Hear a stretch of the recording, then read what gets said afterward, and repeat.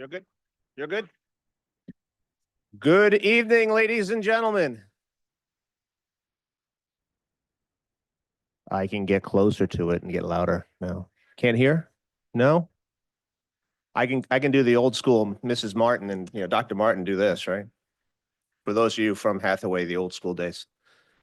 Good evening, everybody, and welcome to the April 29th, 2025 Portsmouth Town Council meeting. Tonight, we'll be discussing our budgets for the school department, DPW, police, and fire. If you would all please join me in a pledge of allegiance and a moment of silence for our men and women in harm's way. Pledge allegiance to the flag of the United States of America and to the republic for which it stands, one nation, under God, indivisible, with liberty and justice for all.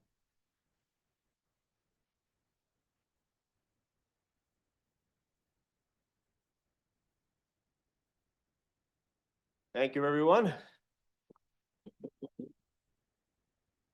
Before we begin, since we have a nice crowd this evening, I would like to go over our safety procedures. In the case of an emergency, there are 3 exits in your room, the one you came through this evening, one behind you, back to your left side, and one behind Mr. Reese. If there is an issue, we will evacuate the building and head across the street to the school department building, which I assume most of you know where it is, and wait for help from our first responders.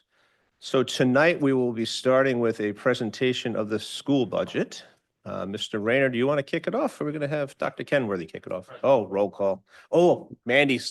Sorry, Mandy. You got it? I'm ready. All right. Mr. Gleason. Here. Ms. Blank. Here. Ms. McDowell. Here. Ms. Patton. Here. Mr. Piero. Here. Mr. Reese. Here. And Mr. Hamilton. I am here. Thank you very much. All right. Mr. Rayner, you going to Sure. kick us off for the Sure. So presentation of schools? before we get into the actual budget book, the Portsmouth School Department does have a budget presentation. Dr. Kenworthy, if you please.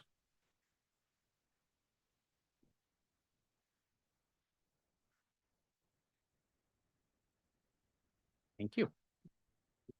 Thank you, Mr. Rayner. Good evening, and thank you to council members for allowing me the opportunity to present our school department's budget requests for fiscal year 2026 to you this evening. And I know I was just in front of you asking for money. Normally, I would try to space out those requests, but as you are aware, the circumstances related to the PHS roof needed to be immediately addressed, and I thank you again for your support related to that project. Tonight, I will be leading the school department's budget presentation and will be joined for a few slides by our finance director, Mr. Chris Dioro, and Deputy Superintendent, Dr. Elizabeth Viveros. I will provide you with the background information to support our request and then be back on at the end to wrap up our presentation. In between, Mr. Dioro will break down the financial details related to our request, and Dr. Viveros will highlight our career and technical education programs at Portsmouth High School, which have become a key revenue source for us and one of the ways we try to lessen the overall budget requests from the town. We are prepared to present our information to you this evening and then would be happy to answer any questions at the end of the presentation. Last year, our budget presentation was entitled Our 5-Star Journey. And as you will see this evening, we are making excellent progress on that journey, but there is still much work to be done, and that work requires resources. This evening, our presentation is titled Our 5-Star Journey Continued. Next slide, please. So much like on the town side, the budget request we are presenting to you this evening is the culmination of several months of hard work and deliberations by many individuals. For us, this process starts in the fall with requests that are developed at the school and individual department level. In January, Mr. Dioro, Dr. Viveros, and I work with our school committee's finance subcommittee to shape these requests into a draft school department budget. Throughout February and March, our full school committee deliberates on these requests over 3 public meetings, and adjustments are made in between those meetings based on the committee's feedback. Our school department's FY26 budget request was approved by the full school committee on March 11th, 2025. I want to take this opportunity to recognize our school committee members, many who are here with us this evening, thank them for their leadership, as well as our many school and departmental leaders who are here as well, and the countless other staff members and parents who contributed to this process through school improvement teams or in other ways. And I know there are many individuals watching remotely this evening as well to support the school department and this budget request. Thank you to everyone. Next slide, please. Before we get into the details of our budget requests, I wanted to take a few minutes to point out some research that reinforces the investment side of education dollars spent in a community. There are a lot of different numbers that you will hear attributed to our budget request. There is our total budget amount, the town allocation needed to support this budget, the different percentages for each of these increases. And as you will see, those percentages vary on our side compared to how they are incorporated into the overall town budget. Tonight, I am going to stay focused on the total amount we are requesting for a town appropriation to fund our budget. $39,407,902, which last evening we heard from Mr. Rayner was about 55% of the overall town budget, a figure that would be similar for any community with a K-12 school department. And as you are reviewing our request, I ask that you think of this amount as an investment from the taxpayers of Portsmouth. As with any investment, a question we should ask ourselves is, are we getting a good return on that investment? By the time we finish this presentation this evening, you will see that the taxpayers of Portsmouth are getting an excellent return on this investment.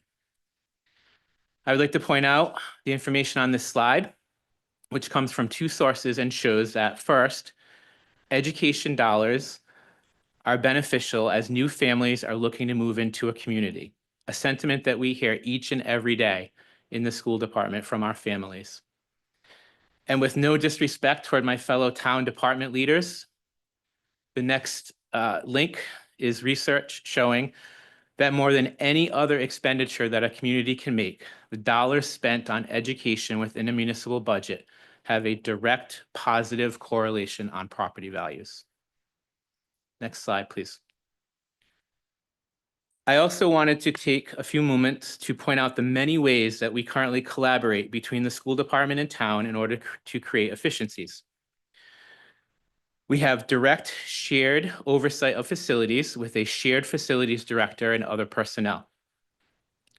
There is much collaboration among the finance, human resources, and technology departments from the school and town department side. A district building committee made up of town and school department representatives has overseen the projects related to the 2021 bond. To date, all of those projects have been completed on time and on budget, with the last of the projects, new student bathrooms at Portsmouth Middle School, scheduled to be completed this summer. There are many utility and service contracts that we share between the town and school department, as well as collaboration on supply purchasing. We enjoy a collaborative relationship with both the Portsmouth Police and Fire departments to ensure the safety of our students and staff, highlighted by full-time resource officers at both Portsmouth Middle and Portsmouth High School. For the past 2 years, Governor McKee's office has given a total of $135 to the town of Portsmouth to expand after-school and year-round learning opportunities for students, part of what he calls his Learn 365 initiative. This is a municipal-focused program. In some communities, those programs have been completely separate from the school department. But in Portsmouth, we have worked collaboratively on both sides to ensure high-quality opportunities that are available to all students. Lastly, I want to highlight the FaceTime that I get with Mr. Rayner, which is the envy of many of my superintendent colleagues around the state. And while I think Mr. Rayner and I enjoy each other's company, we do it ultimately to ensure the efficiency of operations for the benefit of the students and the taxpayers of Portsmouth. Next slide, please.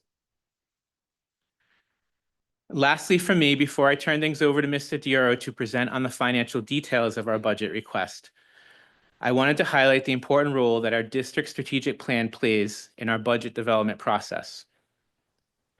The school committee recently approved a new strategic plan for our district, which will guide our work for the next 5 years. This plan was developed after much community engagement throughout the fall and was led by a team of school department and parent representatives. The priority goals of academic rigor for all students, staff wellness and development, student well-being, family engagement, and facilities improvements are at the forefront of all that we do in the district and in this budget request. Thank you. And at this time, I will turn things over to Mr. Dioro.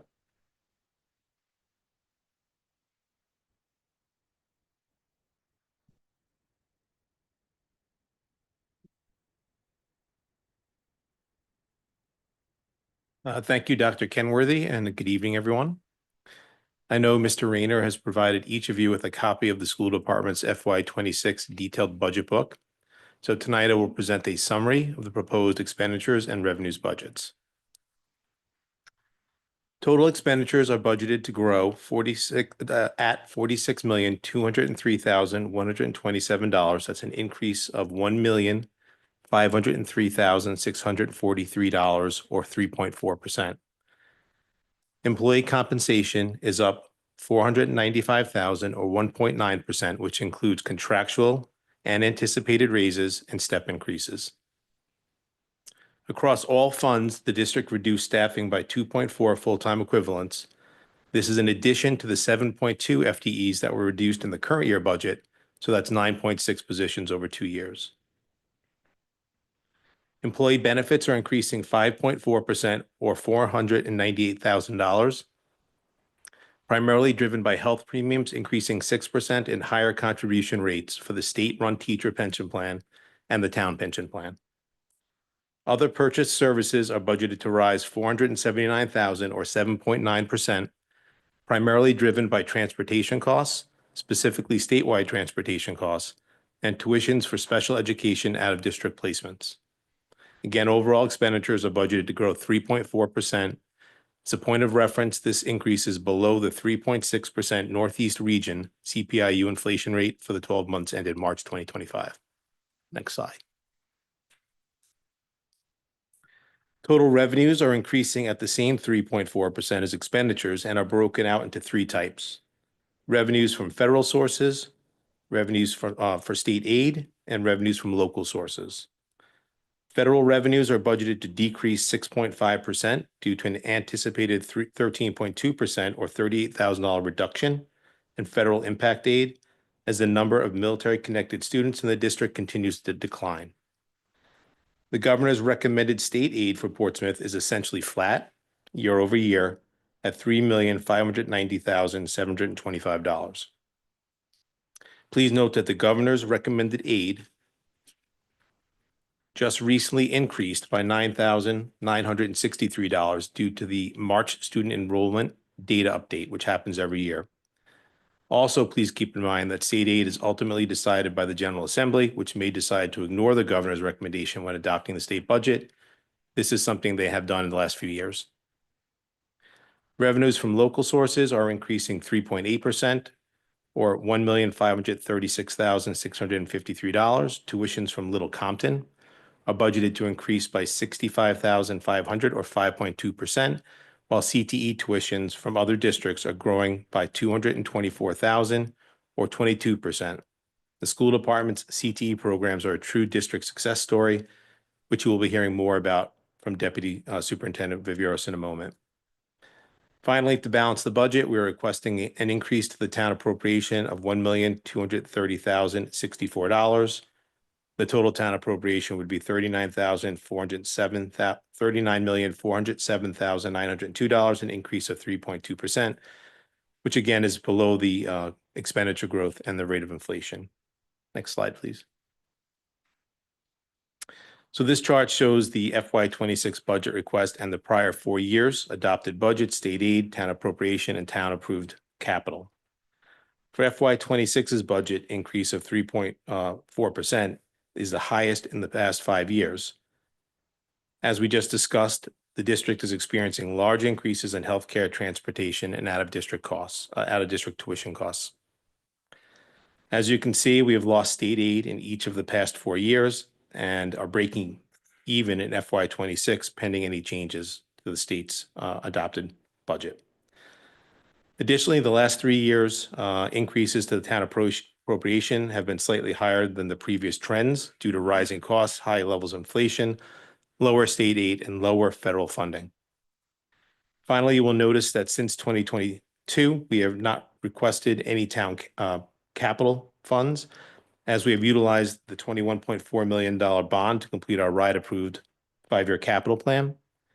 The amounts provided from impact fees and from the revolving capital fund in years FY '23, '24, and '25 did not impact the town's operating budget, as those amounts were from other dedicated revenue sources.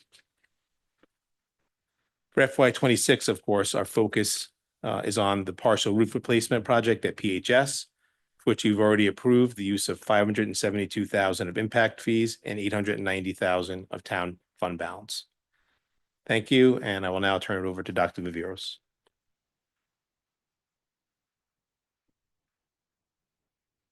Thank you, Chris. Good evening, everyone. Over the next 2 slides, I'll be sharing an overview of our Career and Technical Education Program, CTE, highlighting its key revenue source beyond our district's general budget.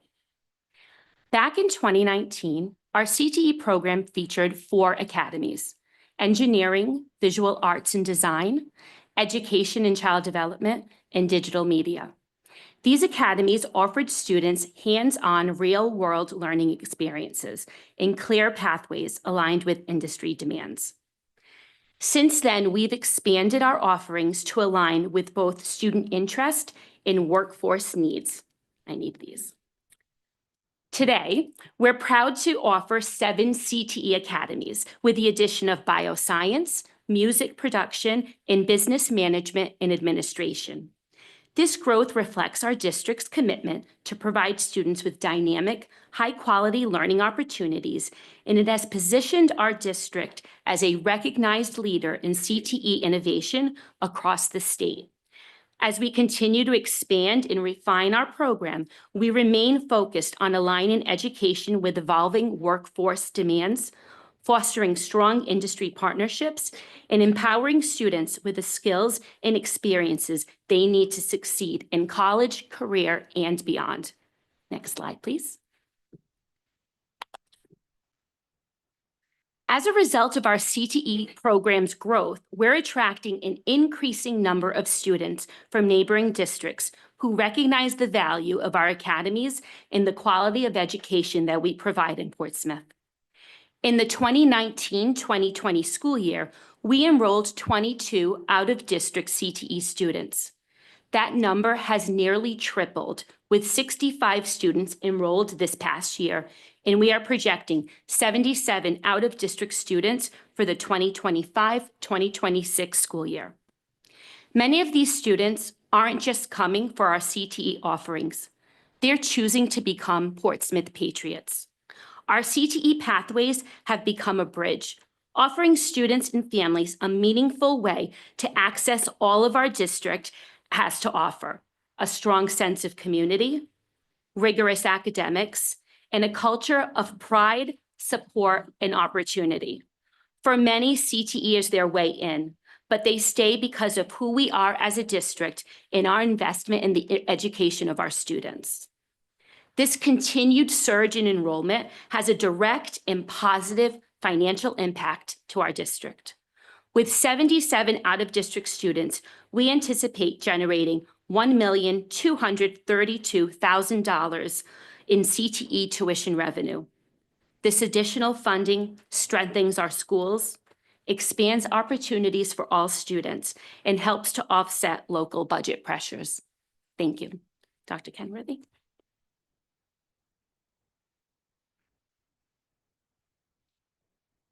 So thank you, Mr. Dioro and Dr. Viveros.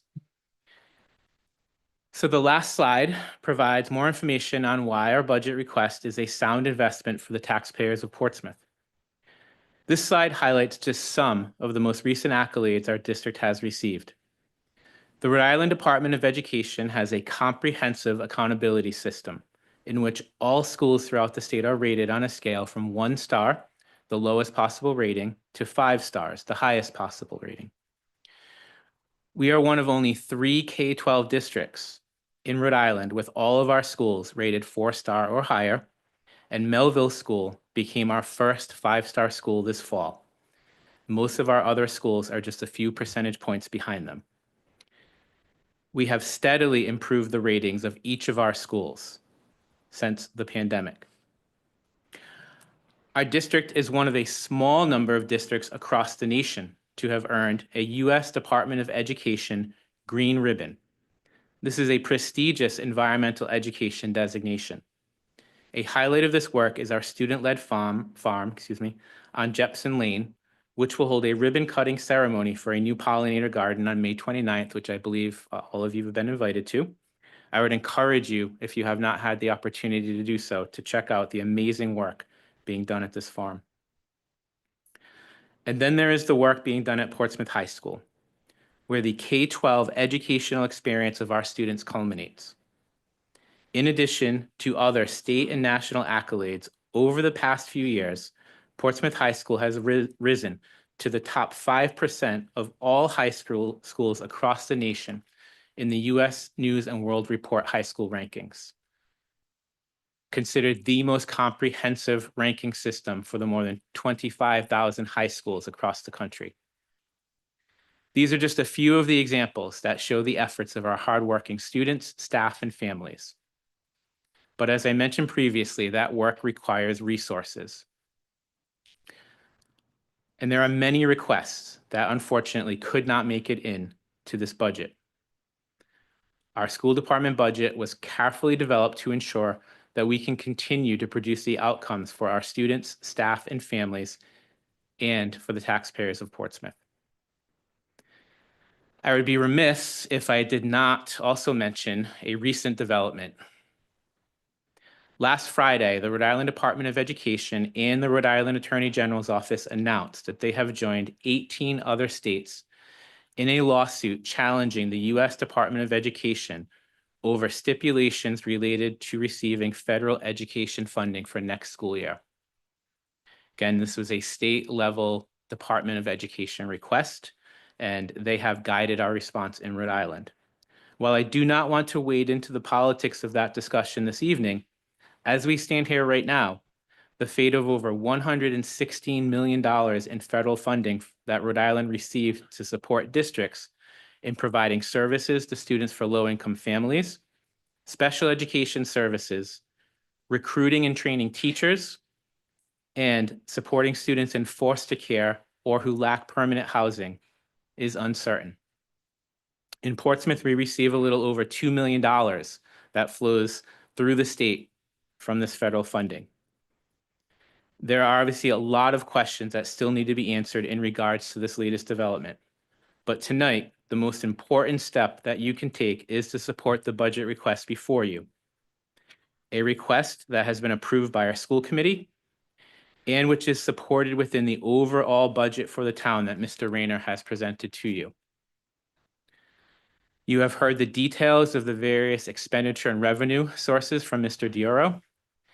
You have heard from Dr. Viveros on the details of a program that generates over $1 million in revenue for the district, which combined with Little Compton tuitions generates over $2 million, an additional revenue source that many other districts do not have to work towards.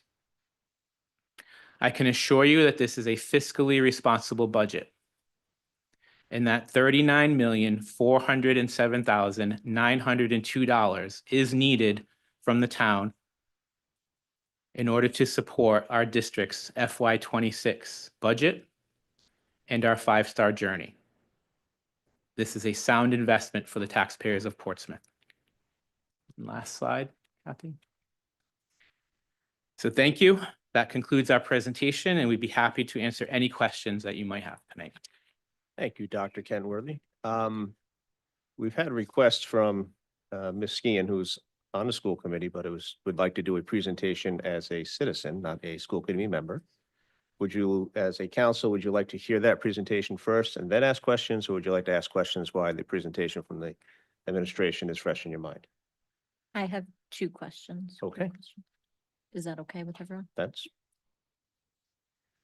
Thank you so much. We'll let you answer, then I'll decide which one of us is going to. Okay. Let you laugh Just for my clarification, on slide 6, there on your overview, it says, purchase professional and technical services. Can you help me just understand better what that entails? The other ones I understood. I just want a bit more clarity on that. I'll let Mr. Dioro answer that.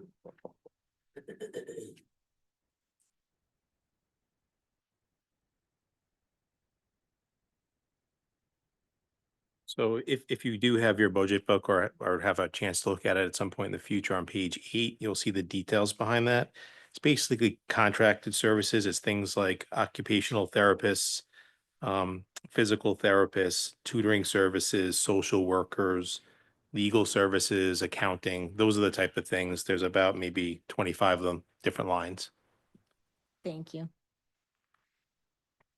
And then I think maybe for Dr. Vieira, for Liz, on page 10, sorry. You had an increase projection of CTE students. And I know there had been discussion before of additional CTE programs, and I know that we have grown from 4 to 7. Do you anticipate new CTE programs in the upcoming calendar school year? No, right now we're going to stay steady with 7. I feel like 7 programs are a lot of programs at our high school, and we really want to strengthen them. So right now we're staying put. So within the 7, you're anticipating a growth. So within the 7 for next year, right now I can confidently say that we have 77 students enrolled to attend in September. Okay, great. Thank you for the clarity. Can I ask a yes, piggyback yes, question on that Ms. one? Ferrero. Liz, since I have you up here, I'm sorry, you can't take the school committee member out. It's okay. And now that we have 7 CTE programs, and we're talking about a 9+ FTE shift over the last 2 years, are we completely staffed to be able to deliver the programs that are necessary under the CTE programs? Staffing is always an issue. We, right now, are confident that we have the staffing necessary for our CTE programs. Paige Corenclair, our Director of College and Career Readiness, has been working with our high school administrators to look at the class schedules and to ensure that we have that. But in order to be able to fill all of those positions, we also have to look at enrollment in other content areas as well. Any other questions from the council at this point? Okay. Ms. Skeen, if you'd like to come up and make your presentation. Kathy, do you have that? Thank you.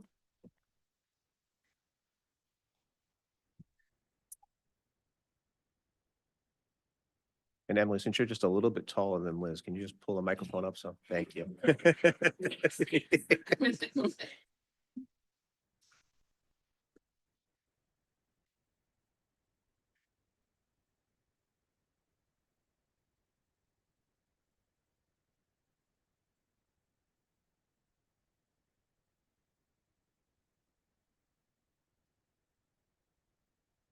Hello, my name is Emily Skeen and I live at 40 Cutler Court in Portsmouth. I am a member of the Portsmouth School Committee, but I'm here speaking as an individual taxpayer, not as a representative of the school committee. So according to a new Rhode Island Public Expenditure Council report, property taxes have not kept pace with the rise in home values, affecting the way local education is funded. Recently, property values across Aquidneck Island have soared, but in stark contrast, local governments have been slow to alter property tax revenue, resulting in diminishing municipal budgets that can't keep pace with the cost of community services and facilities. In Portsmouth, tax revenue from local sources increased $3.36 million between 2019 and 2023, equating to an average year-over-year annual increase of 2.4%. 4%. With a 4.5% inflation during that period, Portsmouth's inflation-adjusted revenue growth has only been about 2%. Next slide. This metric helps provide a better sense of a community's tax capacity. Towns with the highest property values per capita have the greatest capacity to fund local services by way of property tax adjustments. As we know, the bulk of education funding in Portsmouth comes from property taxes. Despite having high gross assessed property value per capita, increases in the annual residential levy have remained below the US inflation rate. Next slide. For homeowners with a property value at $425,000, which is the median price of a single family home sold in Rhode Island in 2023, the median tax across all 39 municipalities in Rhode Island was $5,650. You can see here Portsmouth being in that middle group. It's second from the bottom. We have about that tax burden on that size property. But Portsmouth residential tax burden is on the low end among all the Rhode Island municipalities. Specifically, if you look at these three bars in the middle, the three bars in the middle demonstrate that Portsmouth is leaving money on the table compared to our peer districts. From FY 2015 to FY 25, the average annual levy increase for Portsmouth is 3.3%. This year's town budget is proposing a 2.4% property levy. This town budget with a 2.4 increase to the town levy is lower than an increase we've seen in the last 8 of the past 10 years. Next slide. The column on the left here represents local revenue, the local tax. You can see Portsmouth on the bottom with a 9.5% increase. This is from FY 19 to FY 23, compared to our peers who all have over a 10% increase. In addition, Portsmouth receives less in state education funding, which compounds this inequality. That's on the right-hand column of the figure. Based on the state education funding formula, Rhode Island's urban core has received increased allocations from the state, meaning less state funding for suburban communities. Portsmouth is getting less from the state and less from the towns, from our town compared to our peer districts. You can see here the drastic difference between Barrington's state aid over this time period in Portsmouth. So in addition to a difference in their local revenue, they're also receiving significantly more from the state. And this is just not the case for Portsmouth. Next slide. Let's compare just two districts. While both Portsmouth and Barrington are spending the same per capita in non-education expenditures, Barrington's local contributions to its schools was $13 million greater than Portsmouth's local contributions in FY 2022, which shows in their academic outcomes and offerings. So you can see here on the left-hand side, I looked at non-education spending, and both towns spend about $1,600 per capita. We have different breakdowns, which are the colored coded diagram on the bottom right. But in essence, if we both spend the same per capita on non-education funding, I would hope that we deliver that same type of service to education. And you can see The local revenue from tax collection from the levy was a difference of $13 million. We must invest in our schools because people move to or stay in a town if the school district is sufficiently funded and achieving results. Next slide. In summary, property taxes have not kept pace with rising home values, affecting local education funding. Despite having high property values per capita, indicating a strong capacity to collect revenue, Portsmouth residential tax levy increase has remained below inflation. Portsmouth needs to increase its local contributions to schools to keep up with the rising costs of education and ensure local revenue is fairly distributed. If schools are not adequately funded, students may not receive the resources they need to succeed, and families, teachers, and administrators can choose communities that prioritize their schools. This situation is compounded by decreasing state education funding for suburban communities, particularly Portsmouth. State education funding formula relies heavily on assessed property value, which is an indicator of a municipality's ability to provide financial support. The state expects towns to invest in their fair share so that local aid sufficiently complements state education aid. Families are counting on a more equitable distribution of local resources so that our schools are sufficiently funded and Portsmouth can attract and retain residents of all ages. Thank you for the opportunity to speak, and I'm happy to take any questions. Sure. Thank you, Emily. So I have a few rebuttals to you. One, just quick math from the residential tax revenue shows that the projected residential tax revenue has gone up about 12% since 2023.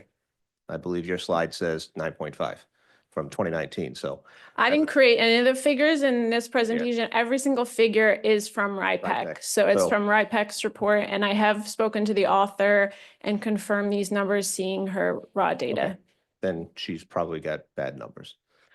Also, $46 million, if we want to go to the next slide, Kathy. When we look at the contributions and the actual per pupil spending, do you know how much more Portsmouth spends than Barrington? We do spend slightly more because there are so many school-aged children in that town and more Slightly more families. is actually $2,000 per student more, and that's based on 2023. So we are funding our schools to appropriate levels and with property taxes. I agree with you wholeheartedly that the state is not doing their fair share for the town of Portsmouth. And they'll continue to not do their fair share. Yes. With the adjustments to the state education formula, it's not going to be in Portsmouth's favor. So we need to anticipate that this will become a diminishing part of our budget. It's been diminishing for the past 12 I years. understand that. I've looked Unfortunately. into it as much as possible, but as you can see, that aspect is not going to change, but we have control over the local contributions. And we do make all the local contributions. I think this town and the council over the past 10 years has been very generous and hasn't really decreased the ask from the school department at all. No, I do. I appreciate that. So asking the citizens who have gone through a very difficult time, even though property values have gone up, asking them to pay more in taxes, I don't think would go over very well. But I'm happy to pay more as a resident with 2 kids, Understood. and coming And- from a and- New York district, people can pay more. and there's a good With our chance that you might. 4% tax levy cap, it would be readjusted, and then I'm very eager that Portsmouth is looking into the 2-tier tax structure so that it wouldn't impact year-round residents and exemptions such as elderly. Mr. Perry. So I'm gonna echo, and Emily, none of this is gonna come as a surprise because we've discussed this presentation. RIPEC is always an issue for me because they're ones that, one, they have an agenda. And they're also ones that say a millionaire's tax doesn't work because it's going to make people leave the state Massachusetts passed it 2 years ago, and Massachusetts now has more millionaires and billionaires than ever before. Hard data.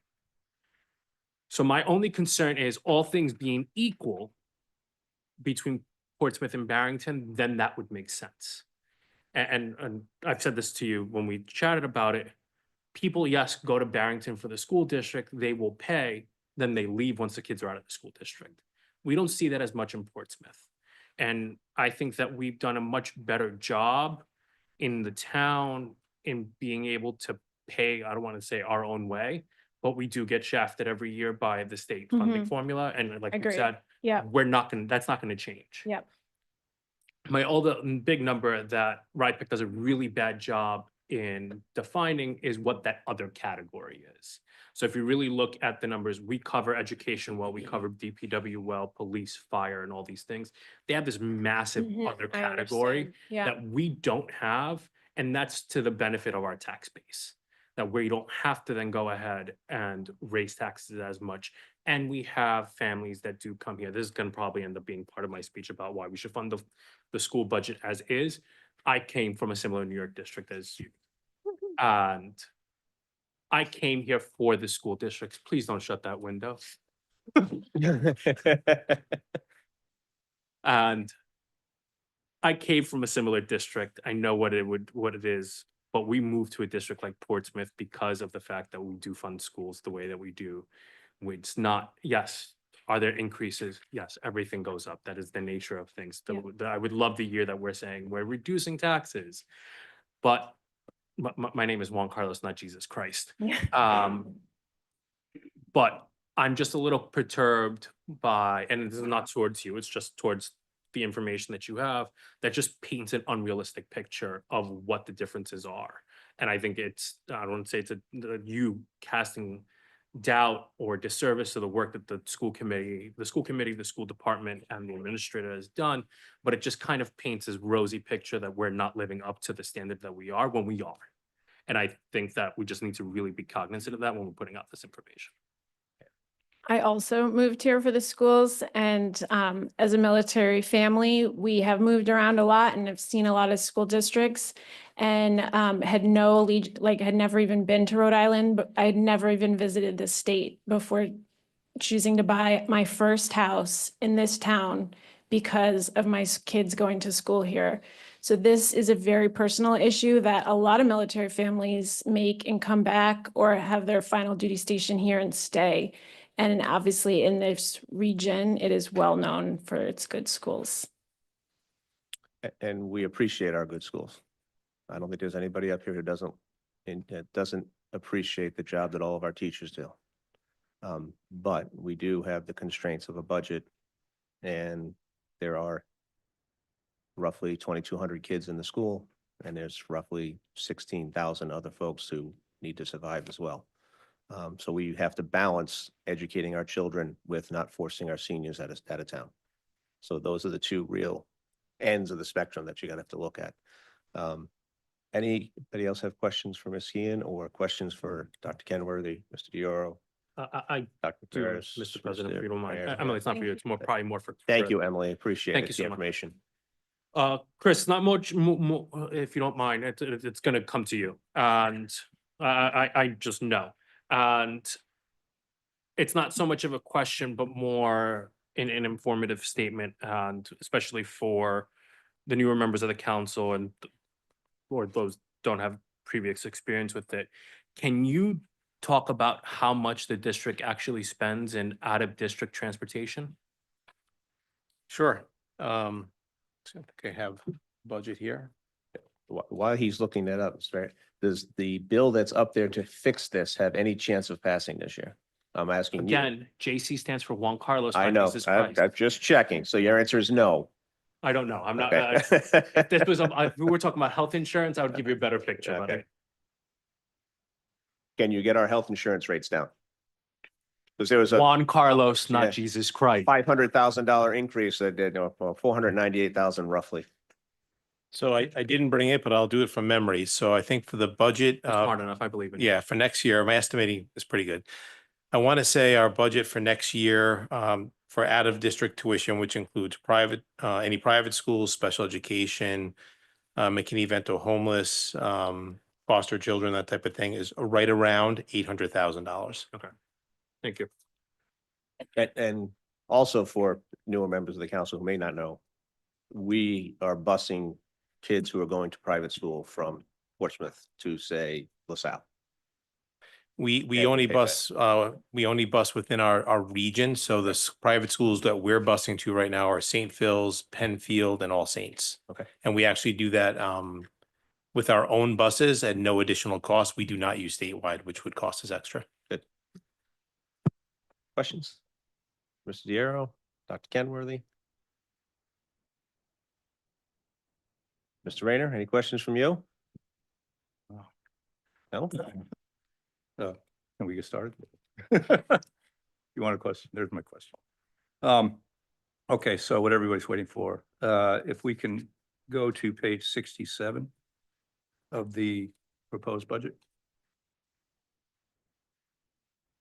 And for the record, we did not coordinate the tie and shirt combination here. 67. So on page 67 and 68, you'll find the school budget as incorporated into the town budget. The proposed town appropriation for the Portsmouth School Department for the next fiscal year is, as stated, $39,407,902, representing a 3.22% increase or $1.2 million over the current fiscal year appropriation of $38,177,838. This increase is intended to support rising operational and educational costs, including salaries, benefits, and special education services. It does remain within the statutory property tax levy cap and is below, as was stated, the regional inflation rate. And it does support the school department's ongoing efforts to maintain quality education services for their students.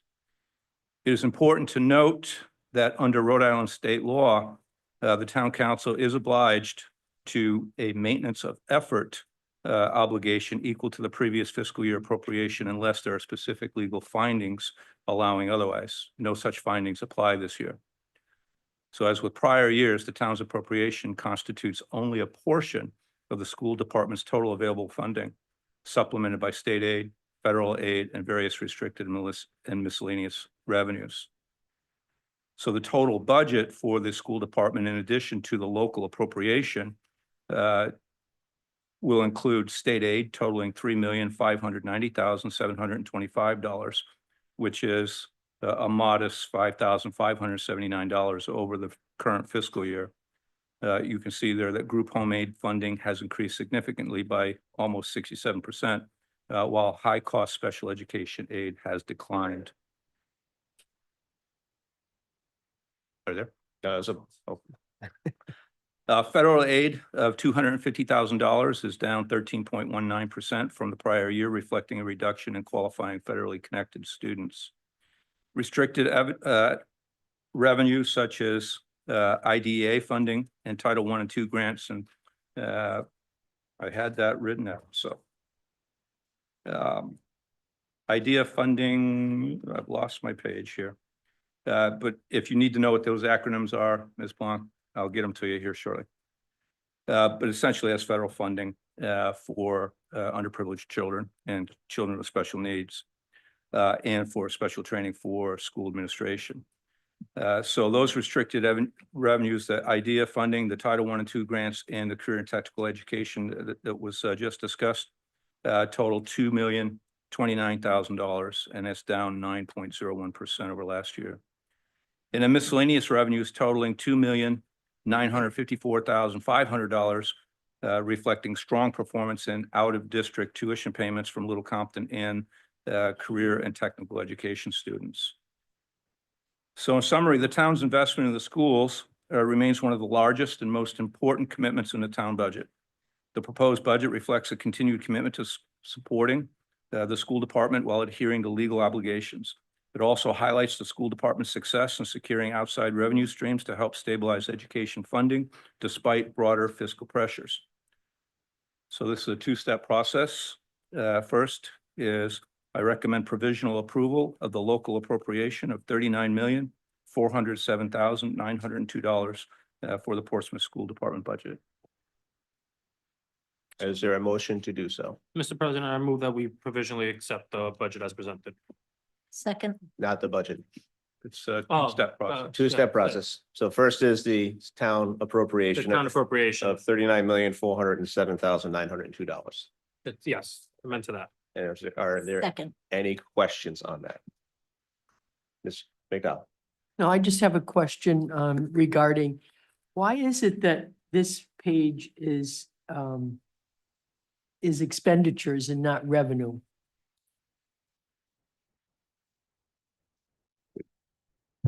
It's Is it's it, it's kind of an orphan. I mean, it's the school budget. We have to incorporate it into the town budget. The revenue, technically, you're only really authorizing the expenditure of the town appropriation. However, in previous years, it was requested that we illustrate the entire school budget in this process, which is why it's a two-step process. Because the next question you're going to get is you're going to be asked to approve the total budget, which includes those federal funds, which are not part of the general fund, but it was requested that the town council authorize the spending of those federal dollars. So that's why it's here. thanks. Any other questions? Mr. Gleason? Okay, thank you. So as I understand, it, Mr. Rayner, you're asking what the school has asked for a provisional, and you'll move towards the federal side of things. I'm sorry. Right, so as in previous years, I'm going to ask you to, as I have, approve the local appropriation. That's the money that we're going to raise from the levy and then turn over to the school if approved. The rest of it is other sources of income and revenue streams for the school that are asked to be approved by the town council for their spending, but it's not part of your general fund. Thank you. So it looks like it'll be my last chance to say my piece about the school department budget. So I would like to talk about a couple things. First off, I like the CTE program, and I think it's a positive thing for the school. It reminds me, and it makes me feel like people have a choice now to say, you know, I'm in Middletown, but I want to send my kids to Portsmouth. That's something really kind of unique in the public school system, or it seems to me is, maybe I'm wrong. And we've kind of turned into almost like a private school here in a lot of ways. I was a property manager at Penfield School, and there was a bus that came in and you know, was used for some kids that are out of district, and the town of Portsmouth paid for it. But 99% of the parents drove to school and picked up their kids. And that's one of the phenomena that I see now is that, you know, I'm down near Dunkin' Donuts at 2 o'clock. I see the buses leave and there's maybe 5 people on each bus. I go wait a little bit longer, I can see the line coming out from Hathaway School onto East Main Road. It just seems like a new phenomenon that parents don't want to put their kids on the bus. And I don't really understand what that's all about. But I will say that the town itself has about, in this budget, about $2 million in discretionary funding, okay? And that's for all our departments to come up with their capital needs, to make some progress on the other side of town. You know, our buildings require maintenance. One of the projects I would like to see is the 3S properties turned into 2 ball fields for soccer and lacrosse that our taxpayers paid for in a bond in 2007. We still haven't found the money to come up with to get those fields done. So the town is always in a bind to find money for projects. On the other side of things, we're getting $2 million for discretionary funding. The actual cost for the busing, and this is in-town busing, is $4 million. That number astounds me. And I just don't know whether that's a state function or there's another way to get around that. Just think about it, $2 million for spending for the town for discretionary, $4 million just for the school department's busing of students within town. The other side of the coin regarding the fields is, somebody said to me, wouldn't it be cheaper just to use the school's own fields instead of trying to make a new field on the 3S property? And I said, I would think so, but I know there's a charge involved and maybe the charge is still cheaper. But somehow in town here, we still don't have this relationship that students or, our leagues, I should say, can use town property at the schools. We have a nice gym. Our seniors can't use that gym. It's never been open. And these are things that disappoint me about our school department. And I know I'm off on a tangent here, but I'm wondering if people can think outside the box to see how we can bridge between the school and our students, our 2,200 students, and the 16,000 other people that live in town on things of that nature. How do we, is there a way to reduce our busing costs? Maybe there isn't, but I would just ask if you think about that, if that's something that can be done in the future. Personally, on this budget and the town's budget, I would like to see a lesser increase. I think I would be outweighed on that and I will support whatever my colleagues choose to do. Those are two things that I can think of that come to mind. And I don't know what's, maybe I'm out in left field, but it's just something that I think should be looked into. So thank you very much for letting me speak. And just for clarification, and this was when Anna was still here, we did have the gym open in the mornings for almost a year for people to utilize prior to school because it's tough after school. And it really wasn't utilized all that well. Maybe we could have done a better job advertising it and letting them know. But I do agree that there are opportunities to be utilized better and for all the youth sports activities and the recreation department and things like that to coordinate together using all the properties. Thanks. Any other questions on the local appropriation at this point? That's all we're at for the $39,407,902. Hearing none. All those in favor? Aye. Opposed? Motion passes 7-0. And the next motion that we would need, since we can't change any of the other numbers, would be a bottom line approval of the school department's total budget of $48,232,127 provisionally. So moved. Second. Did I get that number right? Yes. Yes, okay. Any questions on that? And you're good with the way it's kind of listed that way now? Yeah, it looks a little bit different, yeah. But there was a request a few years ago just to Put it all together. get everything out, so it doesn't do every line item in the school budget, but it gives you an idea where it's coming from, okay? All those in favor? Aye. Opposed? Motion passes 7-0. Thank you all for coming out this evening and for the presentations. If you would like to take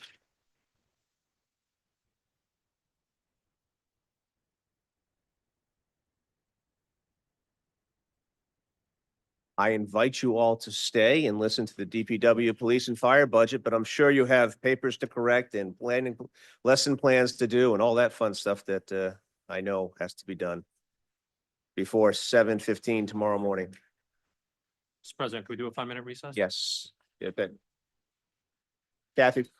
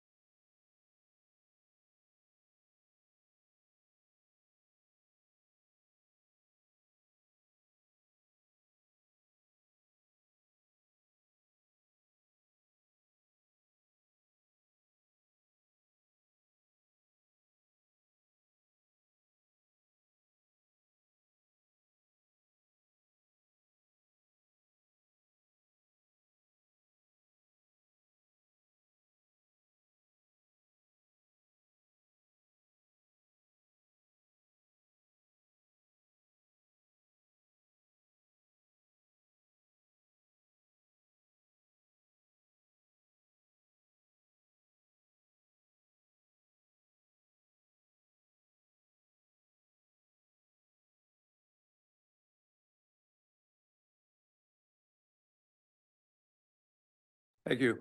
We're gonna make Mr. Woodhead stay all night and sing his swan song. This one song. Says Chief Ford. So, it depends on how, your personal choice, whether you want to follow the executive summary or individual departments. The executive summary can be found on pages 24 and 25. And on pages 24 and 25, at the bottom, you can see that the summary of the proposed expenditures totals to $77,199,531, which is equivalent to page 24 and 25. That's just the executive summary. That's just to show you that you can follow along there with the bottom line numbers, or you can go to the department budget, which we'll turn to in just a moment. But that expenditure summary does equal the revenues that were briefed last night. So beginning tonight, post the school budget, we'll focus on public safety.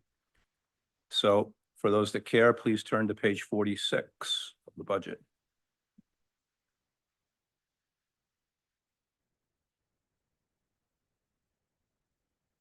Forty-six. 46. So we're gonna do police, harbor master, We'll special do- prudence island police officer. We'll do Animal all public control. safety. We'll move into fire, which you'll see. Okay. All right. The police Every- department budget, here, starting on page 46 and going through 47 and 48. The police department proposed FY 26 budget represents a deliberate and necessary investment in public safety staffing and services. It reflects the impacts of the recently ratified IBPO union collective bargaining agreement and addresses well-documented challenges in recruiting and retaining qualified officers. The budget advances our commitment to a professional accredited department while maintaining careful control over operational expenditures. The proposed police department budget reflects both a realistic response to market pressures and a proactive strategy to retain and attract qualified officers in the current public safety environment.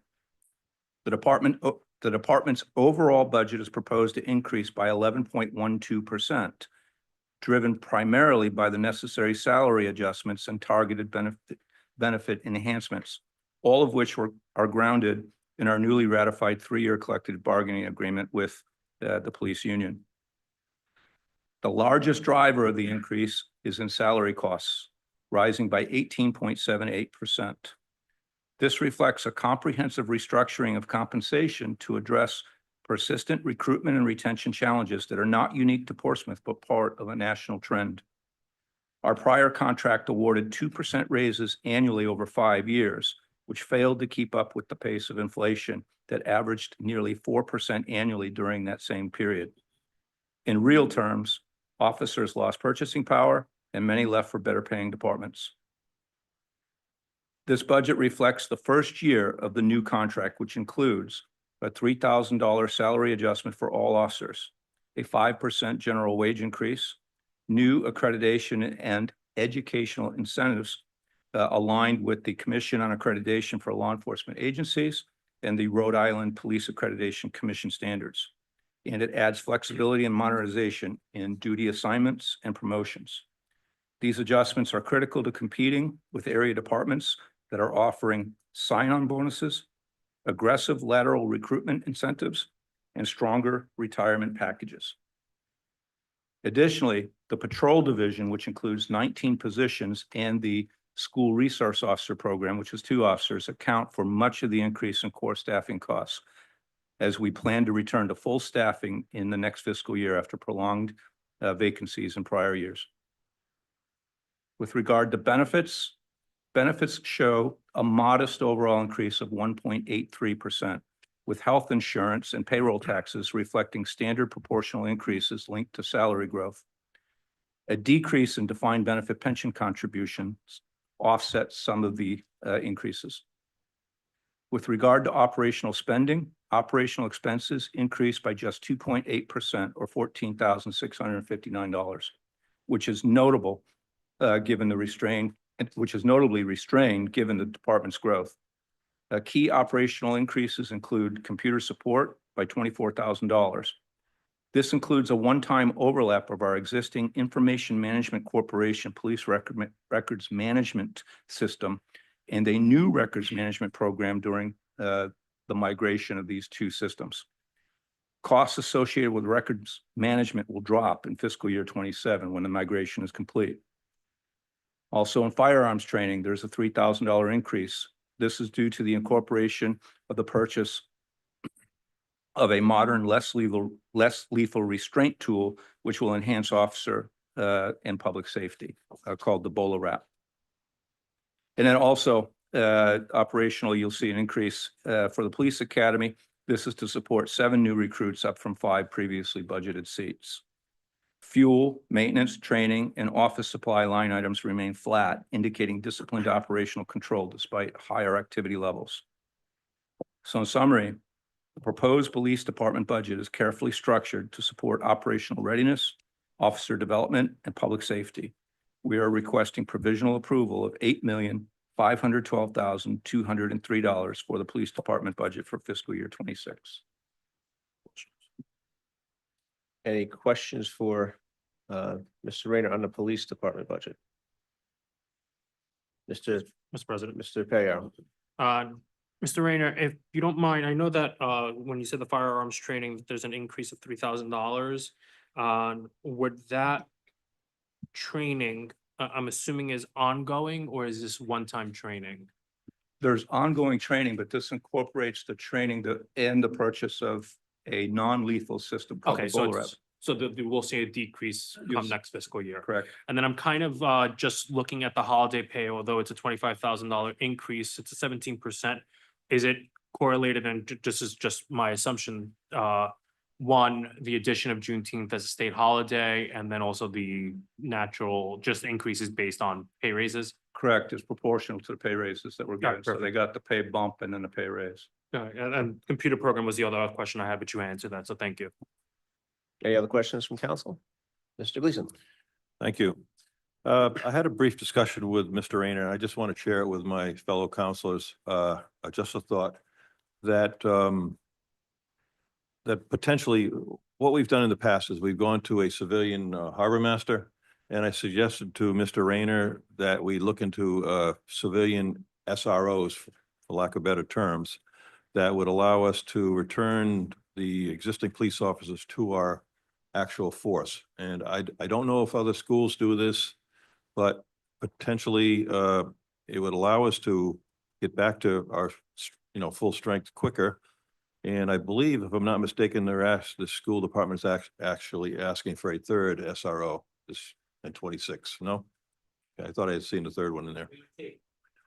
Okay. Anyways, I know it's premature and it could still happen before the school year started, but I just wanted you to know that I had asked him to look into that, and in fairness to him and the chief, it's still kind of early, but Your thought process would be what, to hire retired police officers to be SROs? or something like absolutely. that? Yeah. Something like they do at the elementary schools? I don't know what they do with the elementary personally, but That's- I don't know, yeah. but it would, Yeah. somebody with a background in enforcement, just a thought. Mr. Fitzmaurice, you had a question? I do. Larry Fitzmaurice, 50 Crescent Court. You can see from the numbers that we are here in Portsmouth paying our price of devaluing the value of our police people. I know that we haven't done that here. I've never seen anybody that's elected or appointed in our government doing that, but clearly this falls on us. Can you, Mr. Rayner, characterize whether we're losing police officers in this process? I understand there's a turnover, you said that. Is our manning levels falling? It's stabilized now. We just did another round of interviews. Correct me if I'm wrong, chief, but I believe we had 8 candidates. And to put that in perspective, when I first got here, when we opened up for applications, we would get 50 applicants easy. It's just very difficult to recruit right now. But short answer to your question is, What we have done, which goes into effect in July with regard to this new contract, the word has spread. It has stabilized the folks that are already on the force, and it is attracting attention outside the force, and we're seeing an uptick in recruitment. Are these bonuses and that we're providing the officers in this fiscal year coming up, are they going to be added to future years? Or is this a one-time thing? But these, well, the bump in pay is only once, Okay, and then everything else is contractual, so it applies for the 3 years of the current collective bargaining. okay. Thank you. Thank you, Mr. Morris. Public safety announcement. Is anybody driving a Prius? White Prius? No. Your lights are on. That's not anymore? No. That battery is draining down. All right. Any other questions on the main police department budget? Ms. McDowell? I just, I have a couple questions, but can you describe to me what flexible spending line, that line is? Because it's in everybody's, and I have a different concept. My daughter and I talked about it this week, but can you explain how our town does this? Yeah, this, if I had my wallet, I'd show you. The fire department has a health savings account, which I think most people are very well aware of. The other departments have a flexible savings account, so they put money in, the town also puts a share in, and that's money that could be used to offset your co-pays, prescription, and it's issued through Blue Cross Blue Shield, used just like a credit card for only FSA or HSA available. So what's the items. difference between the two? The one with the police, you said the police has a certain kind and then the others do Fire. fire. Fire Oh, has a health savings account. Everybody else has an FSA. I would have to get back to you, but I believe the HSA is totally funded by the town. The fire one is totally funded, you Right, think, by the town? They also, to get that, they gave up longevity and a number of other benefits. And what is on the other side, what is our share that we put in? Do you know? I want to say it's I'll get that answer to you, but I Alright. think it's $500, but I'll have to look. And if they don't use it, Okay, I'm being told it depends on the contract. So I'll give, okay, tomorrow night, I'll give you a breakdown. that's fine. So if they don't use it though, what happens if they, You get a grace period, you get told how much is left in that account, otherwise it's use or lose. Whereas a health savings account, you don't lose that. and when they lose it, does it go back in our? No. No, where does it go? Helps defray benefit cost for Blue Cross Blue Shield, I'm sure. Oh, okay. So it's a payment made to Blue Cross Blue Shield that they. That they administer, correct? Yeah. Have you really gone and never had to use an FSA? No, I've never had one, no. Oh, my gosh. My daughter has one, but she said there are different kinds. Right. Yeah, I wanted to know what kind ours was, but if she doesn't use it, she loses it Yeah. and I said, where does it go? She says, I don't know. she loses it and we lose it. Uh, Under the work-related, now you went through this, so I have these questions, you've answered some of them, but maybe I didn't get the answer to some of them either. Under the work-related injury insurance, we haven't used it yet. Do we pay it the last quarter or something? And what is it, I guess? So when we pay the health insurance, it actually is rolled in. So I do a one-time adjustment at the end of the year. So you won't see anything until I do an adjustment on 6/30 At the end? at the end, correct? Last quarter. It's grouped into the health insurance right now. Okay, and so we have been in the range of, it looks like a $20,000 range since 2023. But yet we're going up 34% for 2026. Right, those rates are set by the Rhode Island Interlocal Trust, and the rates Yeah. went up. Can't, okay, We have no control over that. so they're set rates that we have to comply with. Correct. And those rates are based on obviously usage and number of claims. Yeah, So- but it's beyond our control. And the computer support, you, I have one question about that. When I looked at other budgets here, so we've changed our system with computer, right, with IT. Does the police department share the town department IT person? Yeah, we've gone to, we've always had a contractor that we have worked with. We went to an IT manager. Unfortunately, that program didn't work. And you can't attract, for the amount of work that is required and the complexity of our system, you can't attract, we can't afford a real IT department. So we share with the school, but the short answer to your question is yes, we have one IT service that administers to the needs of all the town departments. And that is managed through the police department. IT has their own budget, its own budget in the book, but the program is managed through the police Uplink department. or something? Is it? Uplink, everybody, well, anybody who's been here for a while will know it as Corey Mendez, but his company has grown quite a bit. So and it's each Uplink IT. department contributes to the IT support, correct? No, there's, in some departments, you'll see that they have small, relative to the overall IT budgets, you'll see that they do have some computer or IT needs that are specific to their departments.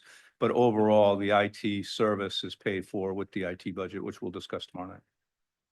Oh, overall, okay.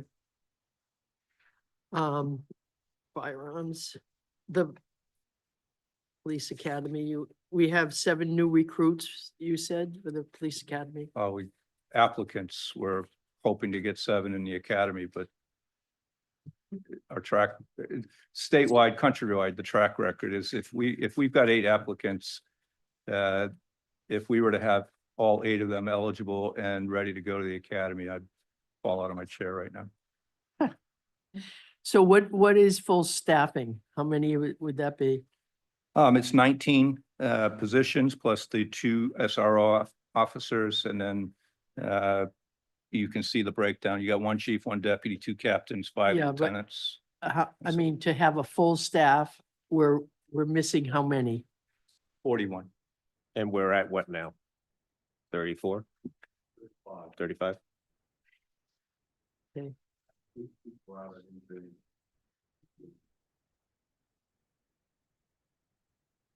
I think that's it.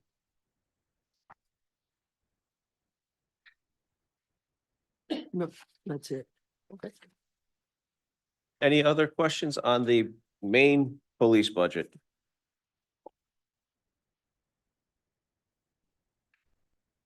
And I can't remember, do we have a motion to provisionally approve So moved. $8,512,203 So moved. Second. provisionally?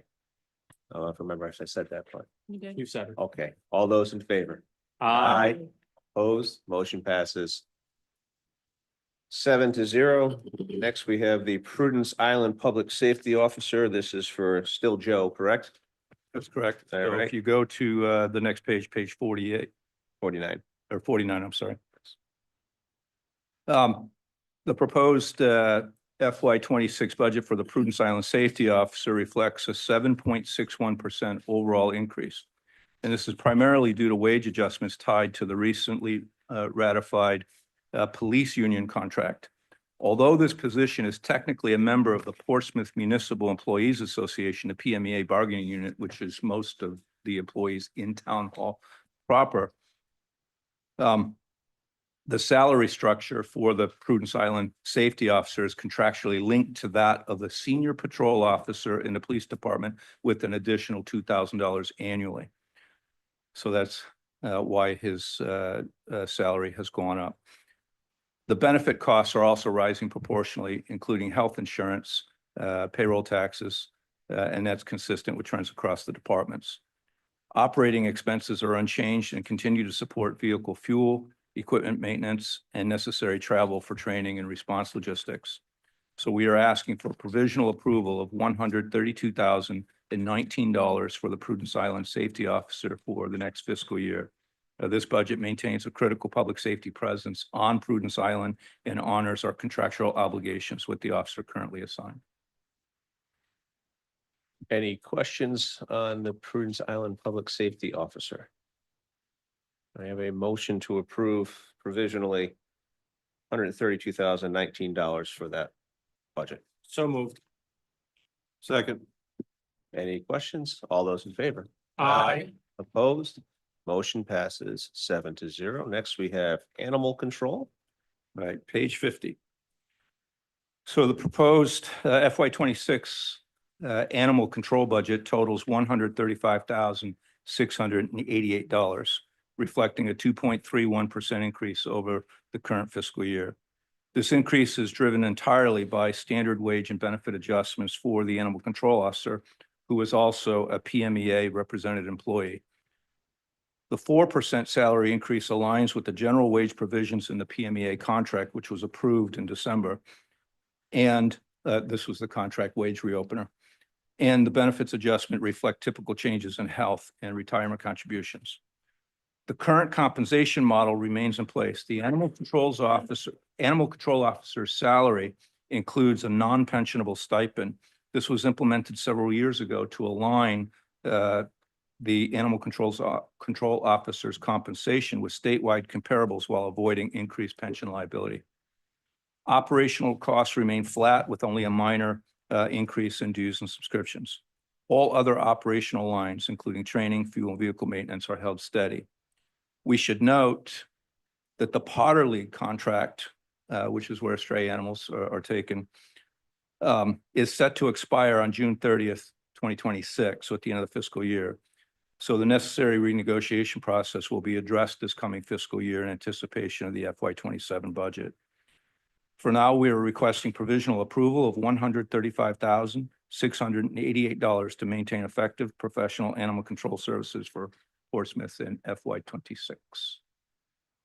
Any questions on the ACO budget? Do I have a motion to approve $135,688 provisionally? So moved. Second. All those in favor? Aye. Aye. Opposed? Motion passes 7-0. And last for the police is the harbor master. Correct. Page 51. So the FY '26 Harbor Master budget is proposed at $135,615, reflecting a small 1.77% increase from the prior year. This budget supports the full implementation of the department's transition to a part-time civilian harbor master model without full-time benefits. This staffing structure continues to serve us well. It provides seasonal oversight, enforcement, and harbor support while minimizing costs and eliminating long-term benefit obligations. The budget increases this year are primarily driven by a 4% increase in the base salary for the part-time harbor master, a 6.67% increase in FICA contributions related to the wage growth, an increase in docking fees reflecting higher storage costs and off-season maintenance at Blackstone Infrastructure, formerly Safe Harbor, which has raised the winter storage rates. And the postage and miscellaneous has increased due to the cost of mooring sticker printing and mailing. This is offset by an additional $5 fee, which was approved by the council for collections per permit. And then buoy maintenance has decreased by $5,000 due to a pause in rotation needs following recent work. There are no capital purchases proposed in this budget as the harbor vessel and equipment remain in serviceable condition. We are requesting provisional approval of $135,615 to continue safe, compliant, and cost-effective harbor management in fiscal year '26. Any questions on the harbor master budget? Mr. I do have one question. The rate for the storage, is there any way around that? Any of the boats trailable? We could keep them on our own property? I think there's winter maintenance that's also done, but Chief, could you answer that question, please?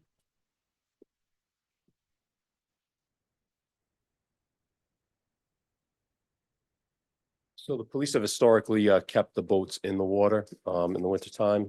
We'd have our one boat, but now we have both of them. Do the harbor master. He's out there year round now. But the reason why we don't trail it is just due to emergency response times. It's a lot more difficult for us to trail down the 25-foot, load it in, make sure it's in properly, and then instead of just going down to the dock and getting there. Sure. And when we have to service Prudence Island in an emergency, every second counts. Yeah, I guess I didn't understand that because it sounded like he was talking about winter storage. I thought you were pulling the boat out of the water. We were paying for storage at a facility. No, it's just it's in the being water down all the there in the time. winter Okay. time, So down there. thank you very much, Chief. Thank you, Chief. How those allergies treating you? Much deeper voice. All right, do we have a motion to provisionally approve the harbor master budget at $135,615? So moved. All those in favor? Aye. Opposed? Motion passes 7-0. Next, we go on to the fire department. Page 52.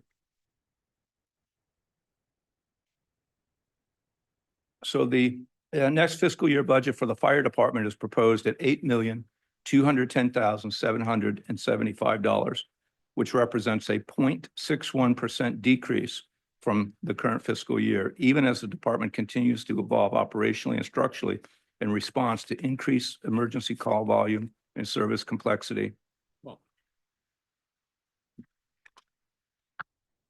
As with most public safety departments, personnel costs make up the bulk of the fire department's budget.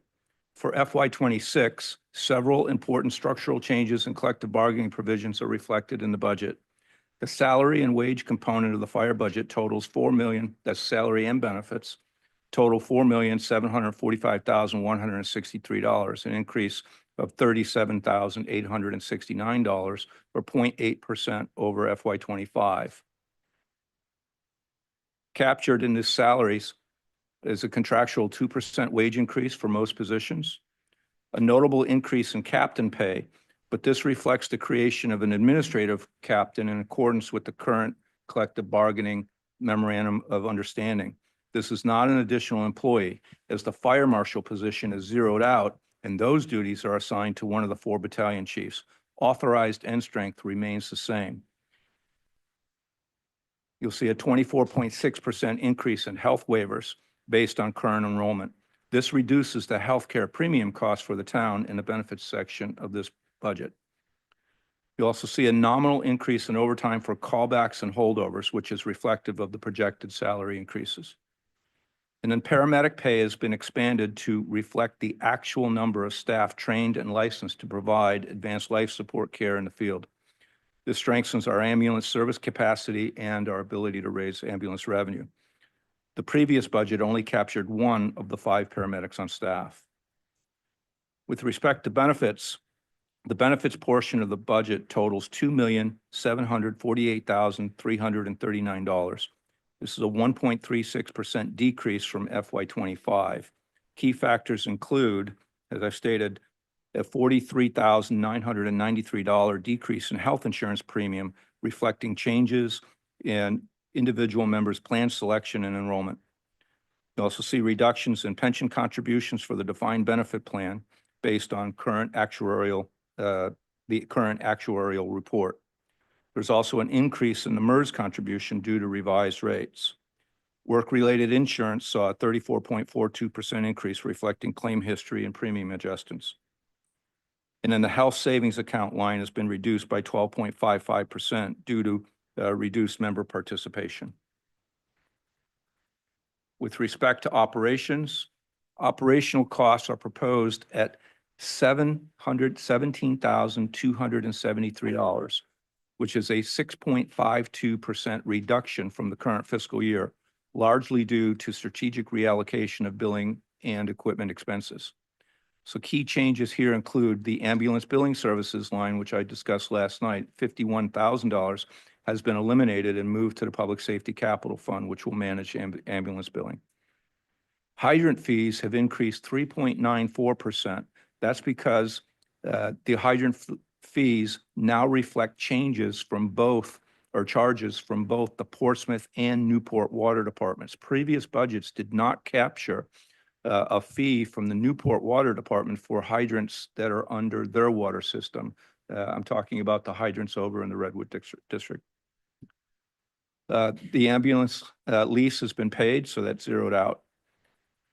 Investment increases include medical supplies by 33.53%. This includes firefighter cardiac level licensing. Allowable ambulance billing is reduced if our firefighters do not have this certification. We also need to replace and replenish turnout gear, so you'll see an increase there of 16.42%. And that also provides the gear for the folks going to the fire academy.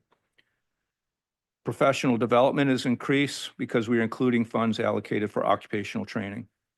And then building maintenance and service contracts are increased. Building maintenance, it is an older building, but we are doing modifications, and service contracts. This is to service the equipment associated with the new firefighter apparatus and our rescue vehicles. Service, several lines such as the NFPA compliance and the fire academy have been reduced to better align with actual use and training cycles. So in summary, this is a lean and carefully structured fire services budget that now fully absorbs the safer funded positions into a long-term plan. And those safer hires, those were hires under a grant. They are now fully all wages and benefits incorporated into the general fund. It invests into safety, critical equipment and training, transfers appropriate expenses to the public safety capital fund, and maintains core service levels without increasing total spending. We are requesting provisional approval of $8,210,775 to continue delivering professional, responsive, and sustainable fire protection and emergency medical services to Portsmouth. Thank you, Mr. Rayner. Any questions on the fire budget? Ms. Blank? Can you tell me how many staff we have on the fire, in this fire budget? Approximately. So this includes 43 plus. 43, but you also Four have the dispatchers. dispatchers that are included in this. And how many are we short? How many Chief? how many dispatchers do we have? We have 4 dispatchers. I know we have a couple of people going to the academy now.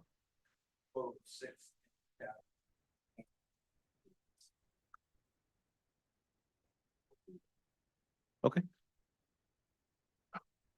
What would be fully staffed? Is there,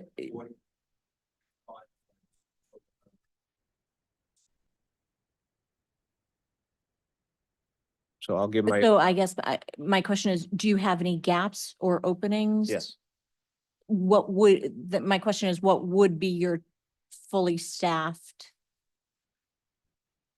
we're That's not what's, currently short. So what do we currently have? If 43 is fully yeah, we 42. have Oh, okay. 42, but Thank there's you. pending possible retirements. Appreciate the clarity. All right. So my yearly speech about overtime and trying to get that under control, please. And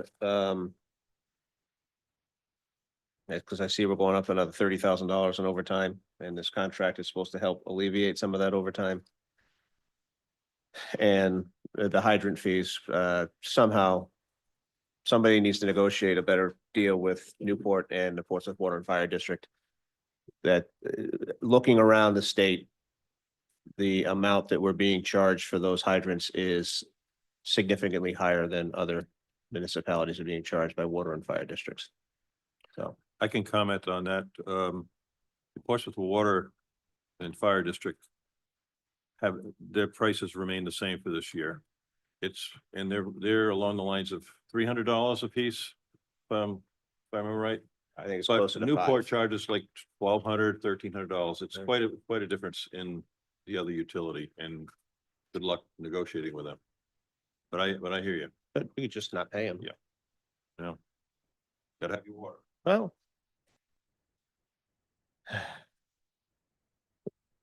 Ms. McDowell, you have questions? Yeah, just to piggyback on the overtime.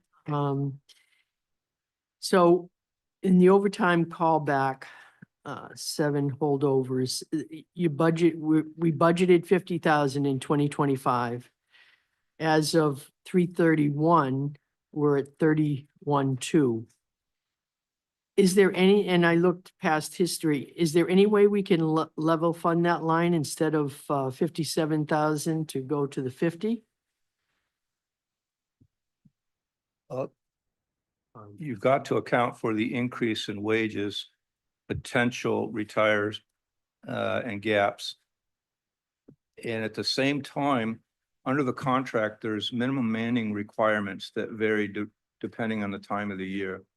So you're not going to see a bump until Memorial Day. So you'll see minimum manning requirements are increased during the summer months and decreased during the winter months, where we're allowed to have more gaps in coverage. So more officers can take time off for vacation. So it's a difficult one to nail. We've been working on this for years. I think this is the best that's been provided since I've been here. How about the next one, or the overtime training? The same kind of scenario, budgeted 30,000 in 2025. Right now, as of 3/31, we're at a 17,557. And then since 2023, we've been in the 20,000 range. Any possibility of reducing that to 25,000?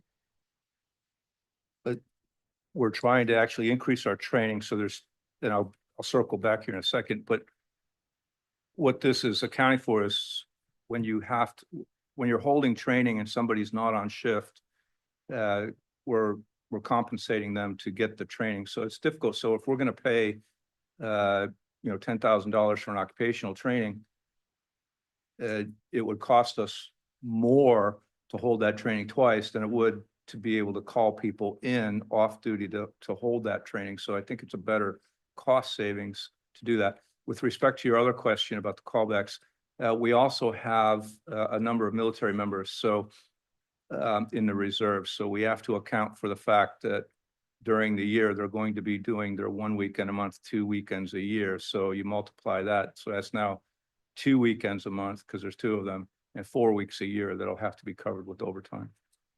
And that's recent. Okay, thanks.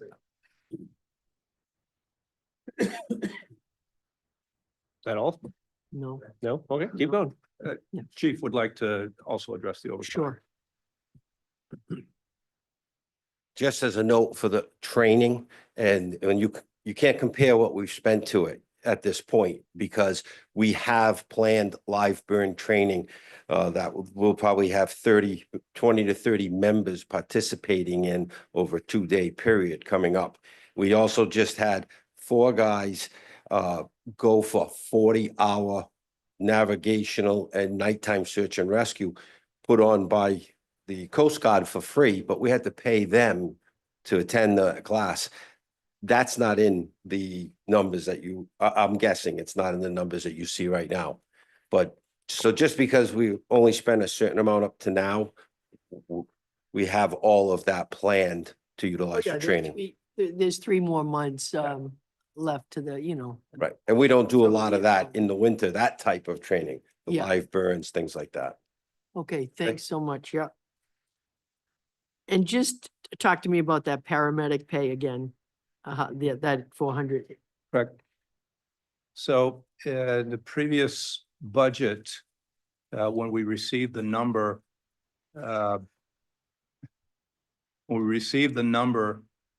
of the paramedic pay, we computed what that equaled to per man.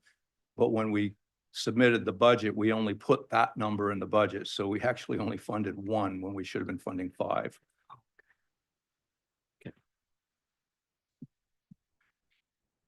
In service contracts, can you clarify what represents service contracts? Sure, this will come up again in the Provence Island Volunteer Fire Department, but there's equipment that they use that is on either the engines or the rescue vehicles that require regular maintenance that is serviced under a contract.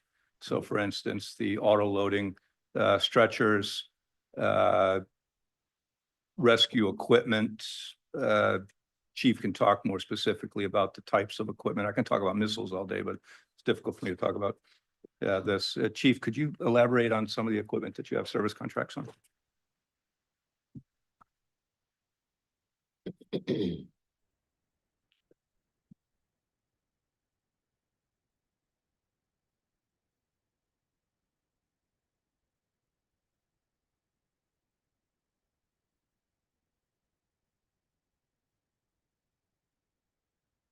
So as an example, service contracts, we have, First Arriving is a software company that we use for training.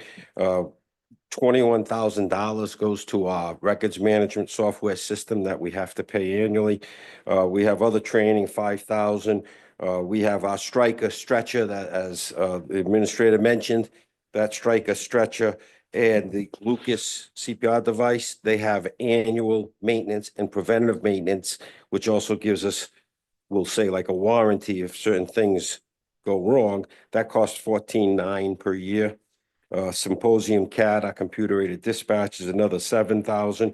We have vehicle extrication tools, hydraulic and hydraulic tools for getting into vehicles and extricating people. That's $2,600 a year for them to be maintained by the company.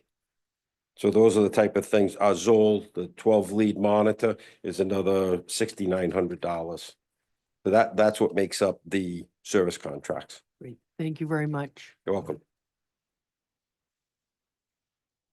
Keep going if you got more. I have a couple more. Okay. The radio maintenance, I mean, part of it is, I'm kind of. That's it. All right. No problem.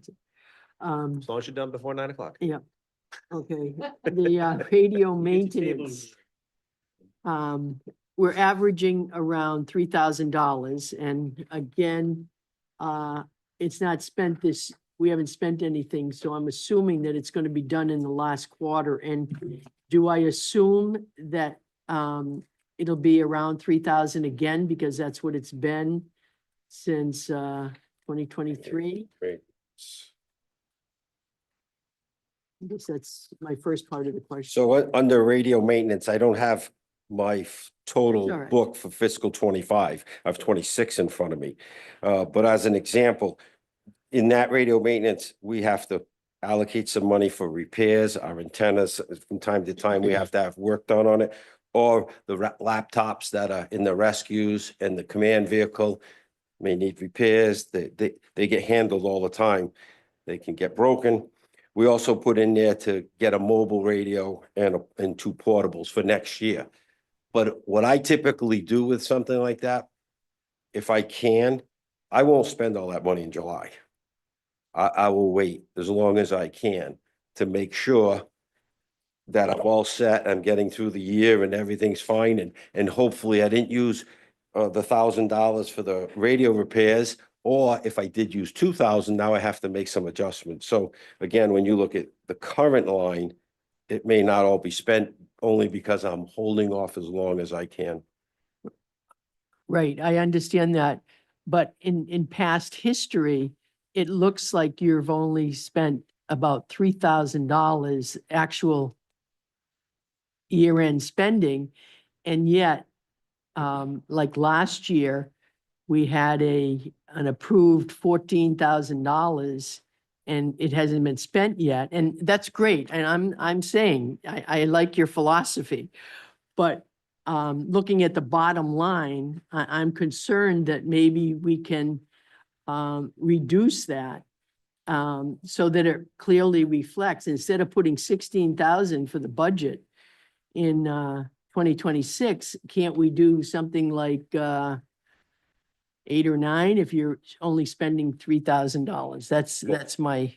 Well, if you just think back what town administrator mentioned about my overall budget Yeah, and where my lines are for percentage, I've really tried to taper this down.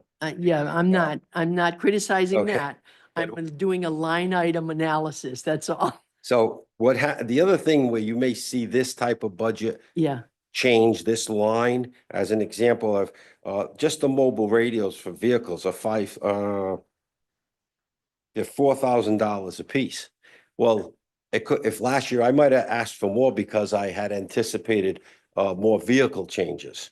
The next year, you could see it change by 5,000 either way, because I added another radio knowing we were getting a vehicle, or took one away because we had an extra from a vehicle. So that line might not be as consistent based on our needs from year to year.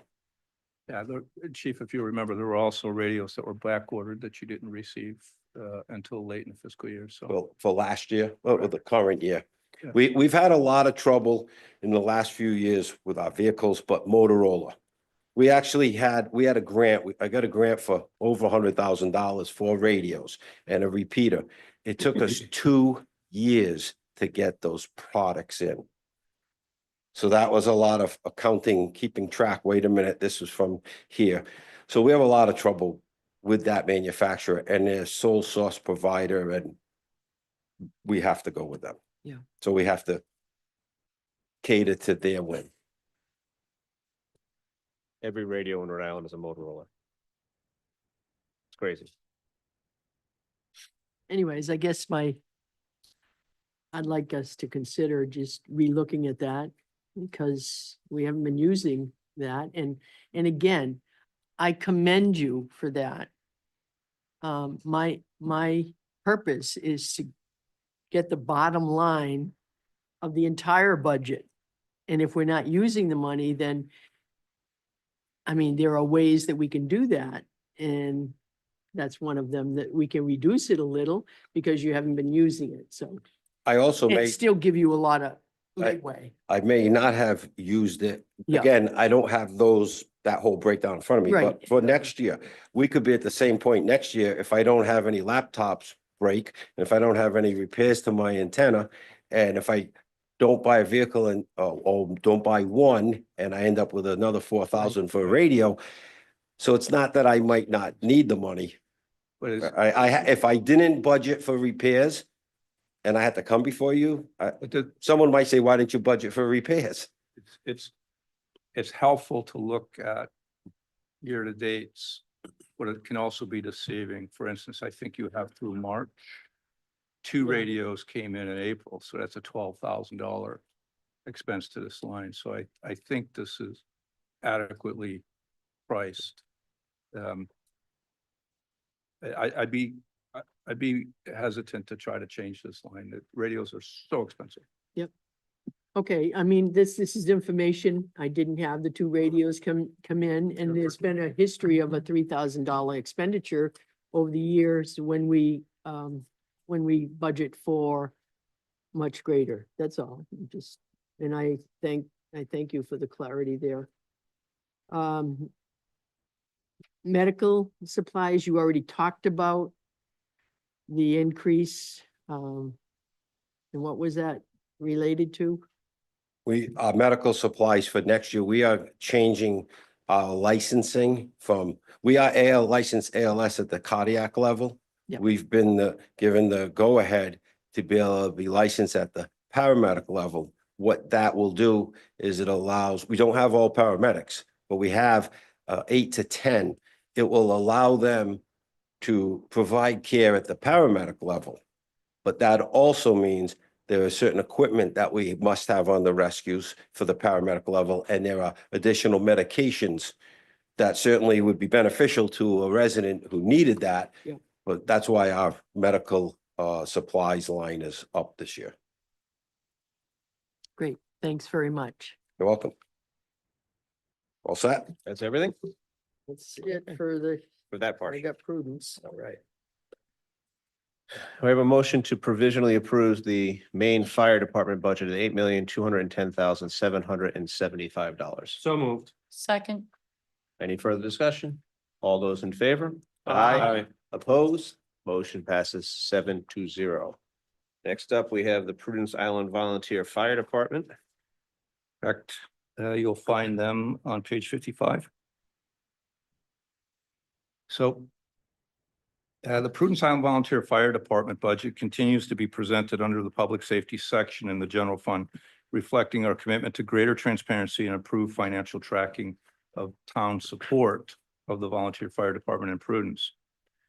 The proposed budget for the Prudence Island Volunteer Fire Department is $215,007, which represents a 4.52% increase over the current fiscal year.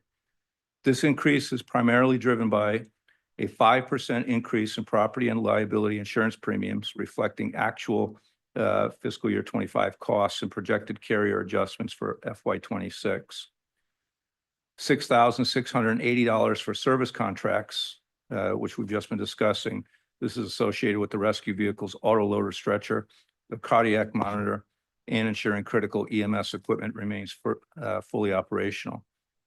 Also, incorporated in this budget is funding for an annual sprinkler system inspection cost, which is required to maintain the facility's safety standard, and expenses related to NFPA compliance and membership dues supporting ongoing certification and operational readiness.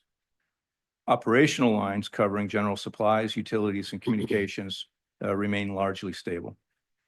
So we are requesting provisional approval of $215,007 to continue supporting essential public safety services through the Prudence Island Volunteer Fire Department in the next fiscal year. Thank you, Mr. Rayner. Any questions, Mr. Payero? Thank you, Mr. President. Mr. Rayner, the chief, I see 40,000. Is he, but I see no increase. Is he a member of any of the collective bargaining units, or how is his contract managed? They're volunteer, Yes, I know. but obviously he gets paid. This was agreed to a number of years ago. I don't know how much of their budget actually comes also from volunteer sources. So they also have revenue streams, fundraisers, so on and so forth, which also help fund the operations there. So this is the budget that they presented, and I agree. He's not in any of the bargaining. Oh, yeah, I saw everyone else's, and he's the only one that doesn't have an adjustment, but thank you for that. Any other questions? Is Gleason? a chief here? Yes. That's him, isn't it? Yep. I think it'd be beneficial if you just told us how many volunteers you have and how that whole works. Personally, I don't know where you're going with it, Carlos, but all the people we've given raises to, there's one man we haven't given one. Right. I'm just wondering why. Seems like he's doing his job. Yeah, on paper, the help that we have on the island seasonal. So probably about 25 active members and just as many auxiliary members, but in the summertime there's more and in the wintertime there's less. And how much time do you put in over there? It's a part-time job. They pay me for 24 hours a week. I probably work 78. 78? Yeah, yes. I heard 7 to 8, but yeah. He works Every from other 7 in the morning to 8 at night. It might be. Any other questions? Anything Thank else? you. That's very helpful. Thank you, chief. Appreciate it. Do I have a motion to provisionally approve the Prudence Island Volunteer Fire Department budget at $215,007? So moved. Second. Just to follow up on Mr. Gleason. I mean, everybody else is getting something. So shouldn't we give something here too for this chief? We can circle back to that tomorrow. Yeah. Okay. We just have to find someplace to take it from. And I would also ask why it wasn't included in their budget. I mean, this was, no offense, this is the chief's request. Exactly. This budget is submitted by the volunteer fire department. Exactly. But he's not gonna turn it down, as we saw. Just a history, as I stated, this is for transparency. This used to be under civic support. When we transitioned to this style, it was broken out so you could see where your civic support was, how it was being divvied up. So if you want to take over responsibility for the chief's pay, then we're also going to be starting to take over responsibility for an FTE, which I'm fine with, but we just need to be cautious about what it is we want to do.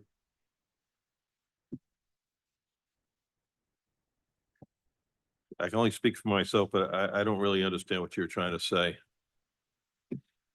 A full-time employee, an FTE, also carries with it insurance implications, work-related injury, pension benefit, FICA, the whole gamut, just as we would for any other employee in town. But if we wanted to add on $1,500, that wouldn't trigger that. That's your decision. Right. Again, it shows you how your civic support is divvied up. So they divvy it up the way they deem, this is what they tell us, this is how your civic support to them is being divided. So they provided this, that this is what they asked for. It used to be a civic support line.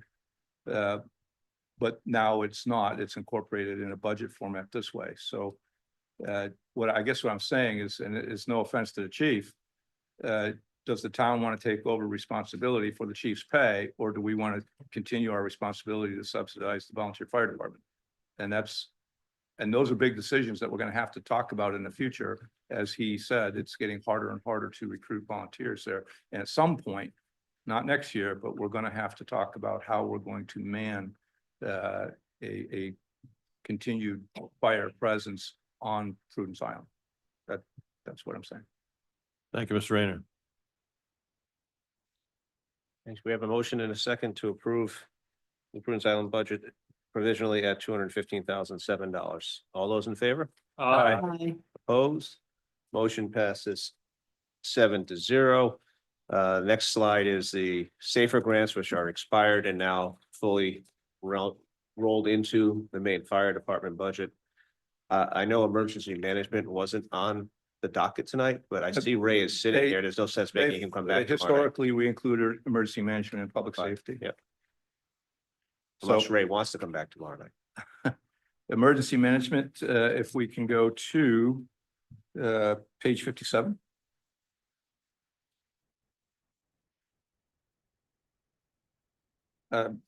So emergency management budget is for next fiscal year is proposed at $69,250, reflecting a 3.53% increase over the current fiscal year. This increase supports enhancements to emergency readiness, operations, and public safety outreach, driven by several targeted priorities. The key drivers of the budget increase include miscellaneous expenses totaling $11,090, which include shelter administration supplies, volunteer reception center setup and supplies, refurbished portable radios, hurricane preparation brochures, an outdoor 45-gallon fuel storage box for emergency generator support, and the purchase of I want to make sure I get the acronym right, an automated external defibrillator, an AED, a drone accessory kit for extended flight, battery charging in a hard carrying case, sandbags for flooding control, and some WeatherX AM/FM radios for emergency communications. Vehicle repair and maintenance costs increased by $500, reflecting necessary upkeep. All other operating lines, including office supplies, telecommunications, and training, remain level funded. So we are requesting provisional approval of $69,250 to maintain and strengthen Portsmouth's emergency management program for the next fiscal year. Any questions on the emergency management?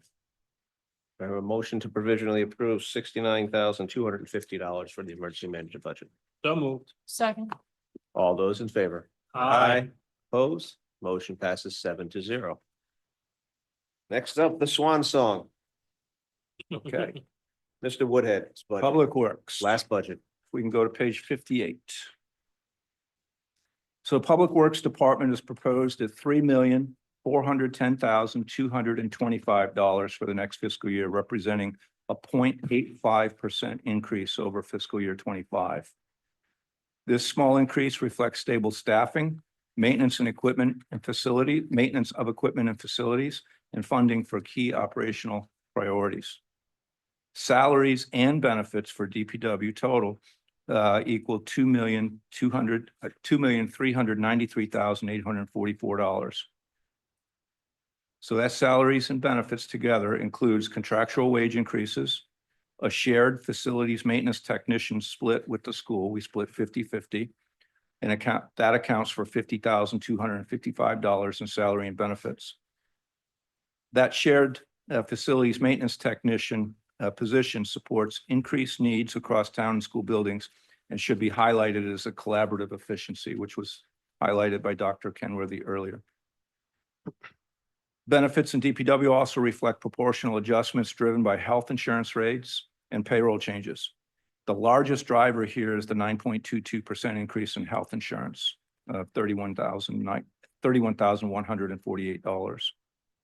Retirement and pension costs are tracking with wage growth with a small decrease in the town's defined benefit pension contribution. With regard to operations, the budget totals $1,016,381, reflecting a 3.96% decrease from the current fiscal year. Key changes include an increase in the contractual custodial cost. Streetlight electricity and town hall electricity costs have modestly increased based on usage and rate requirements by 4.5%. Grass cutting services were reduced by 17.02% following refinements to the contracted field coverage. Vehicle leasing costs have decreased by 58.08% due to lease programs which have been completed. Equipment repair and maintenance is fully funded at $90,000, supporting a DPW fleet of approximately 59 vehicles plus small equipment. Tree maintenance at $40,000 includes a continuation of the sapling giveaway, a grant match for Tree City USA, and replanting of roadside trees, approximately 10 annually. Street signage replacement is funded at $8,500, which maintains our regulatory and warning sign upgrades throughout town. Tools and small equipment purchases are level funded at $20,000 to support DPW operations on both Aquidneck Island and Prudence Island. Dog park maintenance of $7,075 supports regular trash service, fencing and fencing repairs, and multi-mit supplies, all of which continue to be well utilized by residents. Training and certification expenses for public works staff are funded at $3,000.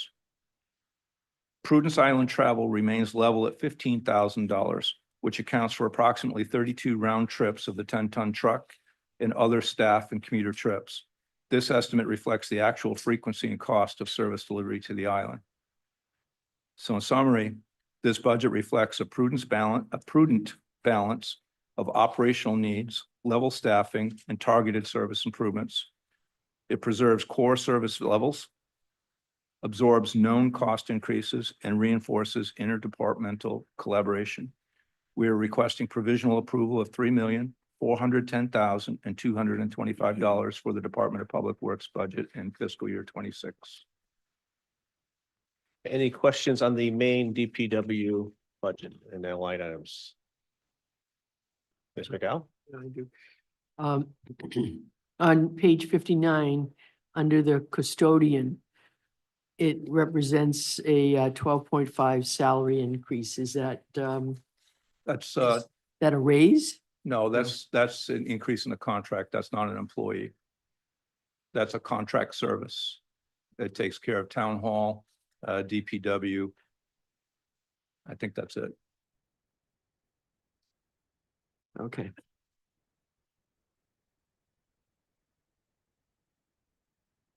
And on page 60, tools and equipment, budgeted 20,000. We have 10,000 left this year. I don't know what's encumbered or what's going to be spent, but again, looking at past, can that be reduced any?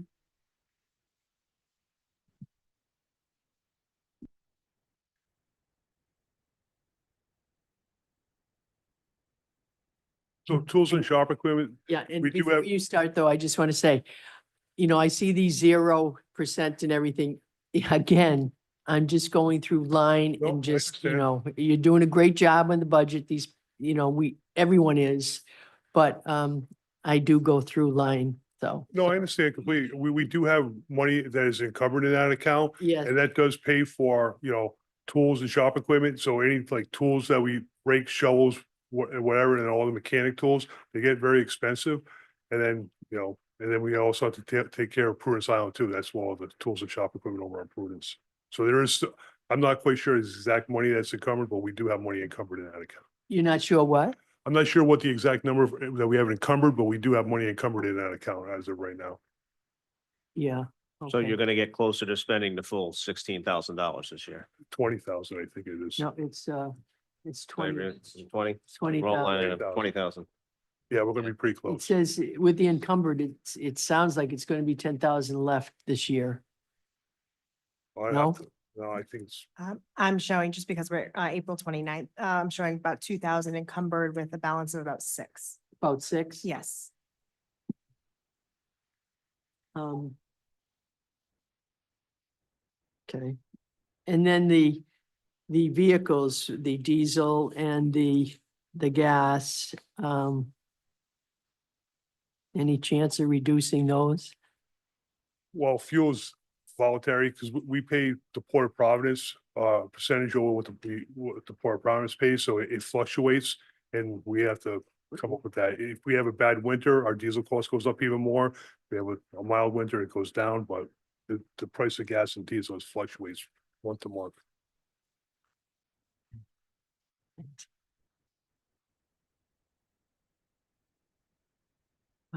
In the snow removal, contract, it says, I have a note here, we didn't use contracts in the winter. What? Oh, I'm sorry, I'm sorry. It's a separate category, sorry. I was gonna let you roll through it. Thanks. You were on a roll, Hey, but nobody else will. All right. It's all right, I'll wait my, Hey, next time. it's we're a gonna rough do it. crowd. They jump right on you when you Yep, mess they up. are, but that's all All right, so I have a question. give us the Gleason. And it's for Mr. Rayner. The health costs went up 9%. They also went like 6% in the police department, and in general, looks like they've gone up. Is the health provided through the trust, health insurance? Talking about, Yeah, the health insurance premiums went up. I think they went up about 6.04%. But members have an option to opt out. So they can take the healthcare waiver. So we'll pay an employee, let's say you're a family plan, it's almost $22,000 for a family plan. But if your spouse or you have coverage elsewhere, you can opt out and we'll pay you $5,000, saving $17,000 to the town. So that's why you'll see something. You won't see two departments with the exact same number increase. sure. The only reason why I was asking was, it's not mandatory that we get the insurance through them. Just happens. Is that a fair statement? And I only ask, I know the water department is looking at the same thing, and they're getting prices from other people due to the increase, and I didn't know if it's. We do, we look at it every year. I don't know why it's a lot harder than it sounds. Yeah. It's extremely complicated. The biggest driver is when you're talking DPW, fire and police, these are very, very high risk groups. It would be easy for us to just take a small population like town hall employees where the risk isn't as high, but then the insurance companies don't want to insure a small pool. Sure. So we do look at it every year. Okay. Thank you. I will say, as someone that did look at it when we were on the school committee about leaving the trust, it was much more beneficial for us to stay in the trust because the school itself has 300, like a much, it's obviously the biggest part of the budget, the most amount of employees in town. But then at the same time, there was associated risk that they have to take into consideration that really drove the price up. Of course. Any other questions? Do I have a motion to provisionally approve the main DPW budget at $3,410,225? So moved. All those in favor? Aye. Opposed? Motion passes 7-0. Next, we have snow removal. Okay. Yeah, don't go too far. You just stay there. All right, on page 61, at the top of the page, you'll see snow removal. That budget is proposed to be level funded at $142,673. This budget ensures the town remains fully prepared to respond to winter weather events with appropriate resources for road clearing, salting, and public safety support. Key components of this budget include overtime for DPW operators responding to snowstorms and winter weather, payroll taxes associated with those overtime operations, salt purchases maintained at prior year funding levels to protect against material shortages and pricing volatility, and contracted plow services used to supplement in-house capacity during major snow events or extended storm periods. We've obviously been lucky the last couple of years. We've had 2 very mild winters. No changes are proposed in staffing, operational structure, or vendor contracts for snow removal activities. So we are requesting provisional approval of $142,673 to continue providing consistent and reliable snow removal service for Portsmouth. Thank you, Mr. Rayner. Mr. Reese. Oh, I just have a question. Was there any residual snow overtime retained this year? And does that apply to the next year, or where does it go if you don't use it? That's my next agenda item. Well, I have a question on that. too. Okay, so There- that, But- so any residual out of this line budget goes into the snow removal reserve account, which Okay. currently Okay. has roughly And that's 249,000. So. Yeah, so it Uh, gets rolled over. Kayla will tell you how much is in that. And that's, account right and that's kept in the Snow fund removal. balance, right? the No, special- that's Well, kept that's, in a I special. just said snow removal fund balance. That's what. Well, that's a Snow special removal account. fund balance, just a special It's- reserve it's account. also Where rainy did day that fund. show up on the budget? If It's this, in the back. It's, It you'll, isn't- in the special revenue funds, you'll see that, but It is Kayla will that. tell you how much is. now I'm in gonna that take this as- home and read this closer to me. So as of today, that snow removal balance is $232,591.61. Okay. So, We're gonna come back and do snow? no, no. All the roads. And Ms. Anyhow. McDowell, you had a question as well? Yeah, I just, under the snow contract, we have like 10,596 encumbered. And, can you just talk on that? Sure. So our snow removal contract services, we hire a company, they do the town hall sidewalks and steps, police, fire, and the Brown House. We do all the walkway, they contract for that. Our contractor is very slow with sending out bills. I mean, Caleb will probably give you the exact number, but they're very slow at sending out bills. That would account for it. Thanks. So 6-7 years ago, we started the snow removal fund to avoid, which was happening when we had bad winters, having to dip in or reallocate funds from other areas to pay for that line item. So it's been growing and growing. So what you see on my agenda requests for this particular budget item would be capping that fund balance at $200,000. And then taking any of that excess and moving it into the road paving budget after the audit is done. So the audit amount. So if when we get the audit in February and we're at $232,000, that $32,000 would then get moved into the road paving budget for that year. Hopefully, and be able to be used in the spring or whenever the next round of paving is done, which may allow us to get another road or small road or something done. Are these funds in an interest-bearing account? So it would be more than that, maybe. But you'd have a year of interest. on Right, that. so it's whatever that amount Whatever is that when it amount comes is. around to February. Okay. So if we're at $232,000 right now, that would get swept into the road paving budget to add on a road, hopefully. And then just leave it at $200,000. That way, if it's a really bad winter, we're not reallocating funds from someplace else.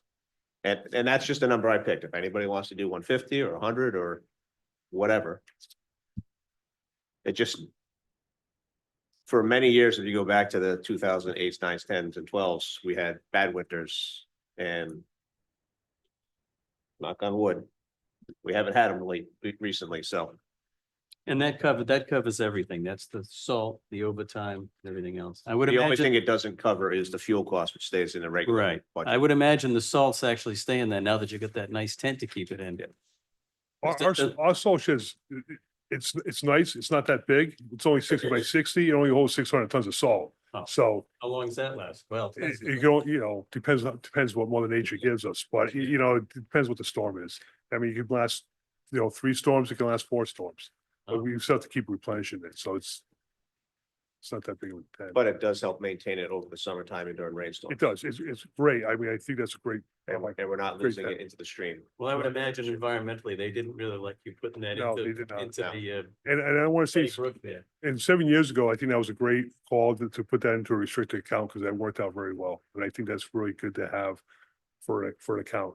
Because, you know, we did cut our budget a few years ago we had a surplus in that fund account. So I think that works out very well. So thanks, Keith. Thank you, Swed. What, Yes. oh, Ms. White. sorry. That's okay. Bill, do you mind? if- No? In the last, say, 10 years, what has been the highest cost we've seen for snow removal? Just to help gauge that 200K amount approximately, I'd have to look back and see. or like 5 years or. Give me 10 minutes. Just kidding. I'm Just- not gonna just- take 10 minutes. No, we can let, I don't know what the exact numbers are too, but salt increase keeps it going up too. You know, we're paying $74 a ton for salt. And, you know, if you think about how much tonnage of salt we put down on the roadways per storm, you know, we average 36 inches of snow. Our normal winter in Rhode Island is 36 inches of snow. And we try to figure out 12 events to break out that 36 inches of snow. So if you get 12 events, you're putting out tonnage of salt, you know, if you put out 200 tons per storm, you know, it adds up very quickly. So you're up to almost $176,000 just for materials. So the $200,000 not go far. The winter of 21-22, that was over $230,000. I'm sorry, I didn't hear The you. winter of 2021 to 2022, it was over $230,000. 230. Okay, thank you. Mr. Green. Tom Grieve, 110 Thayer Drive. I can remember, and it was before Mr. Rayner's time, that I actually looked out my window. I could see the entire Narragansett Bay frozen. And that year, the last snow left my yard April 3rd. So we have had some really, bad winters. Which is why I was going to come and suggest that we make it $250,000 instead of the $200,000 that Mr. Hamilton has suggested. And that has the side benefit of, at least to my calculations, being exactly what we have in the fund. According to the audit that we approved, it's $249,681 is the amount in the fund. Correct, but we went over this year, so I had to dip into the reserve. That doesn't show in the budget as going over. It will. I didn't pay, the bills weren't paid until this month. So Okay, I'll do all a right. transfer out. You'll see a transfer. All right. But anyway, I would still, based on the fact that within the last 20 years, we've had a much, worse winter. I would still suggest the 250 as a number rather than the 200, but make your own decisions.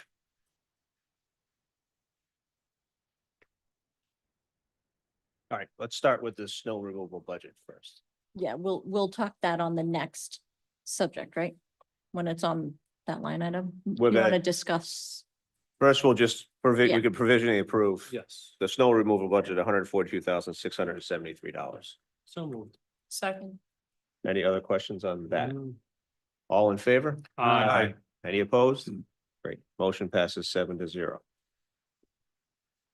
I put this in here just because it's a budget discussion and I'm moving money. No, that's not a bad idea, but you mentioned, and it's true, the salt is going up just by inflation and the cost of salt. How much has it gone up in the last 2 or 3 years? About 10% a year, something like that? No, last year they kept the price the same from last year to this year, but the year before that, we were paying $65 a ton and it went up $10, so it went up to $75 a ton. So it all depends.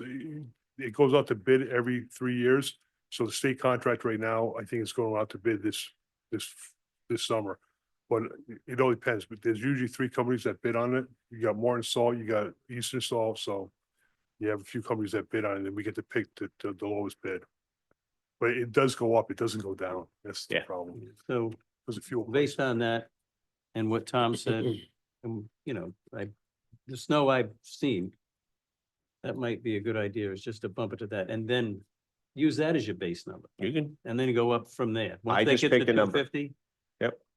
If the council wants to do 250, that's fine. I just picked a number of 200. not gonna cost us anything, right? No. It's just a, It's just gonna. yeah, so stay I'd in like the account. I'd like a motion to do 250. Can we finish discussion? I mean, first? all You right, can- No, you motion and second. and then your discussion. Okay, No, you can. now Ms. White. With the current value in there being the 142,000, and then the extra that you had originally proposed at 200,000 and now motioned at 250. Mathematically, don't we only need approximately 100,000 in there to cut, say, I'm not engineer math here, but it's, call it, we're at 150. The largest we had seen was 250. Where that money could be used on our roads where we do need it. I absolutely agree with the principle of it.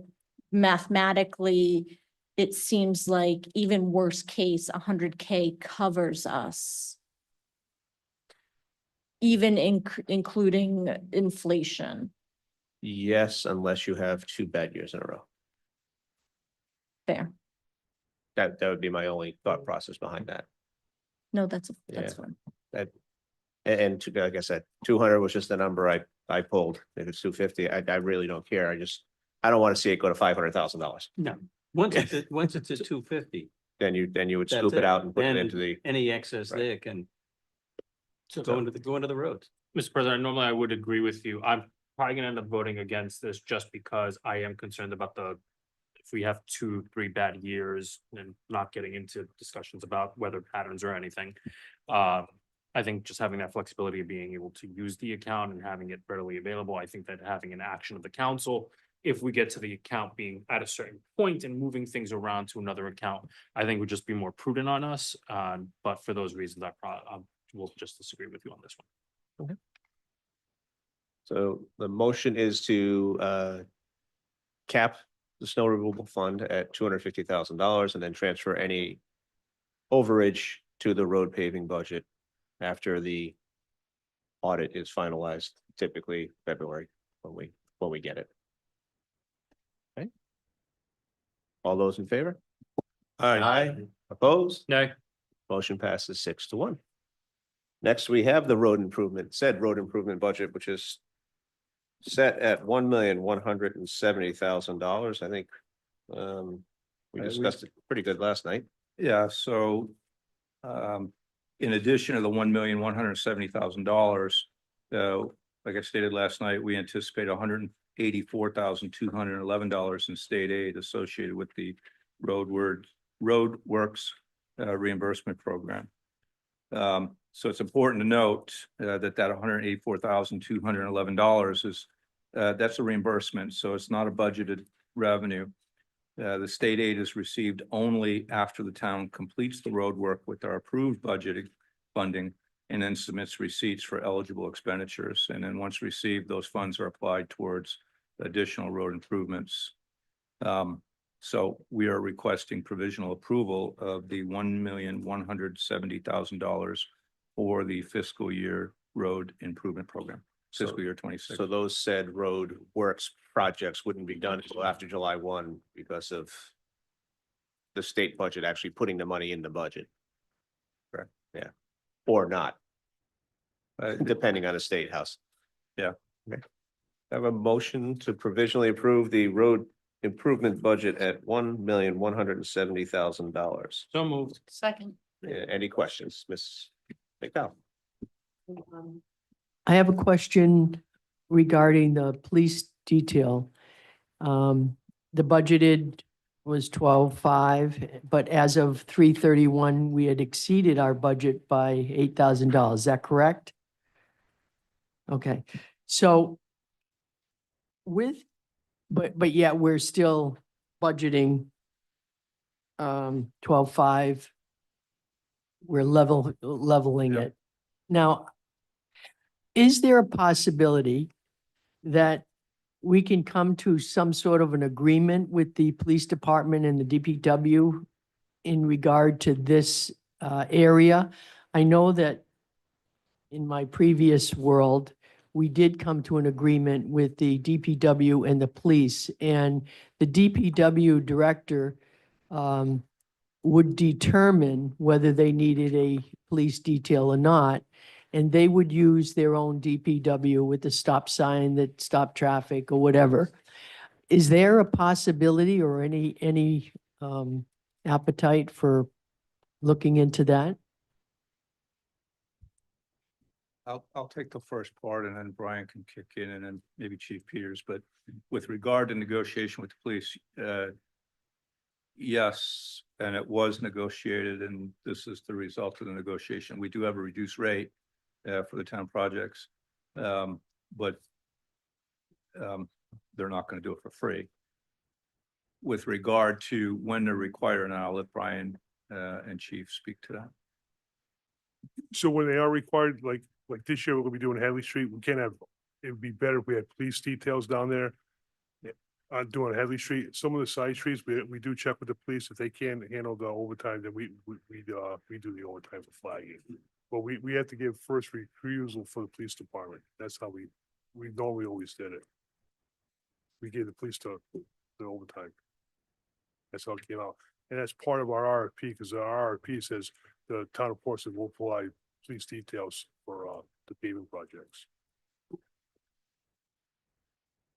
It's a lot of money this year anyway. It's, you know, it's anyways.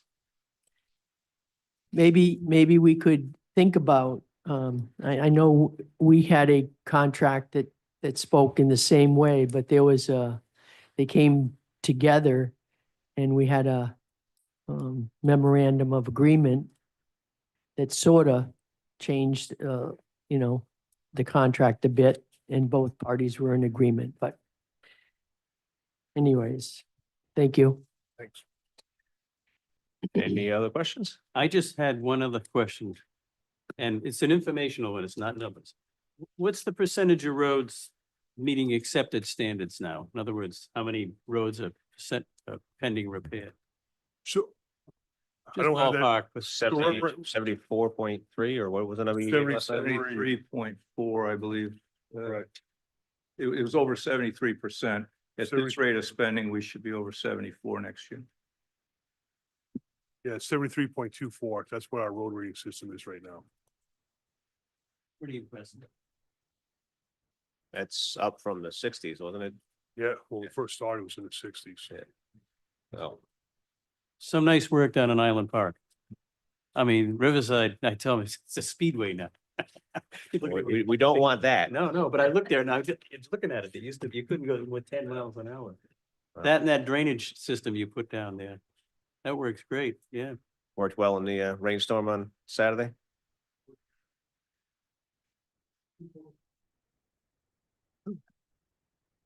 So that pond is only designed for 1.3 inches of rainstorm. Then when we first installed it, we had 2.1 inches of rain and it worked. It handled everything and it drained within 48 hours. God was testing you.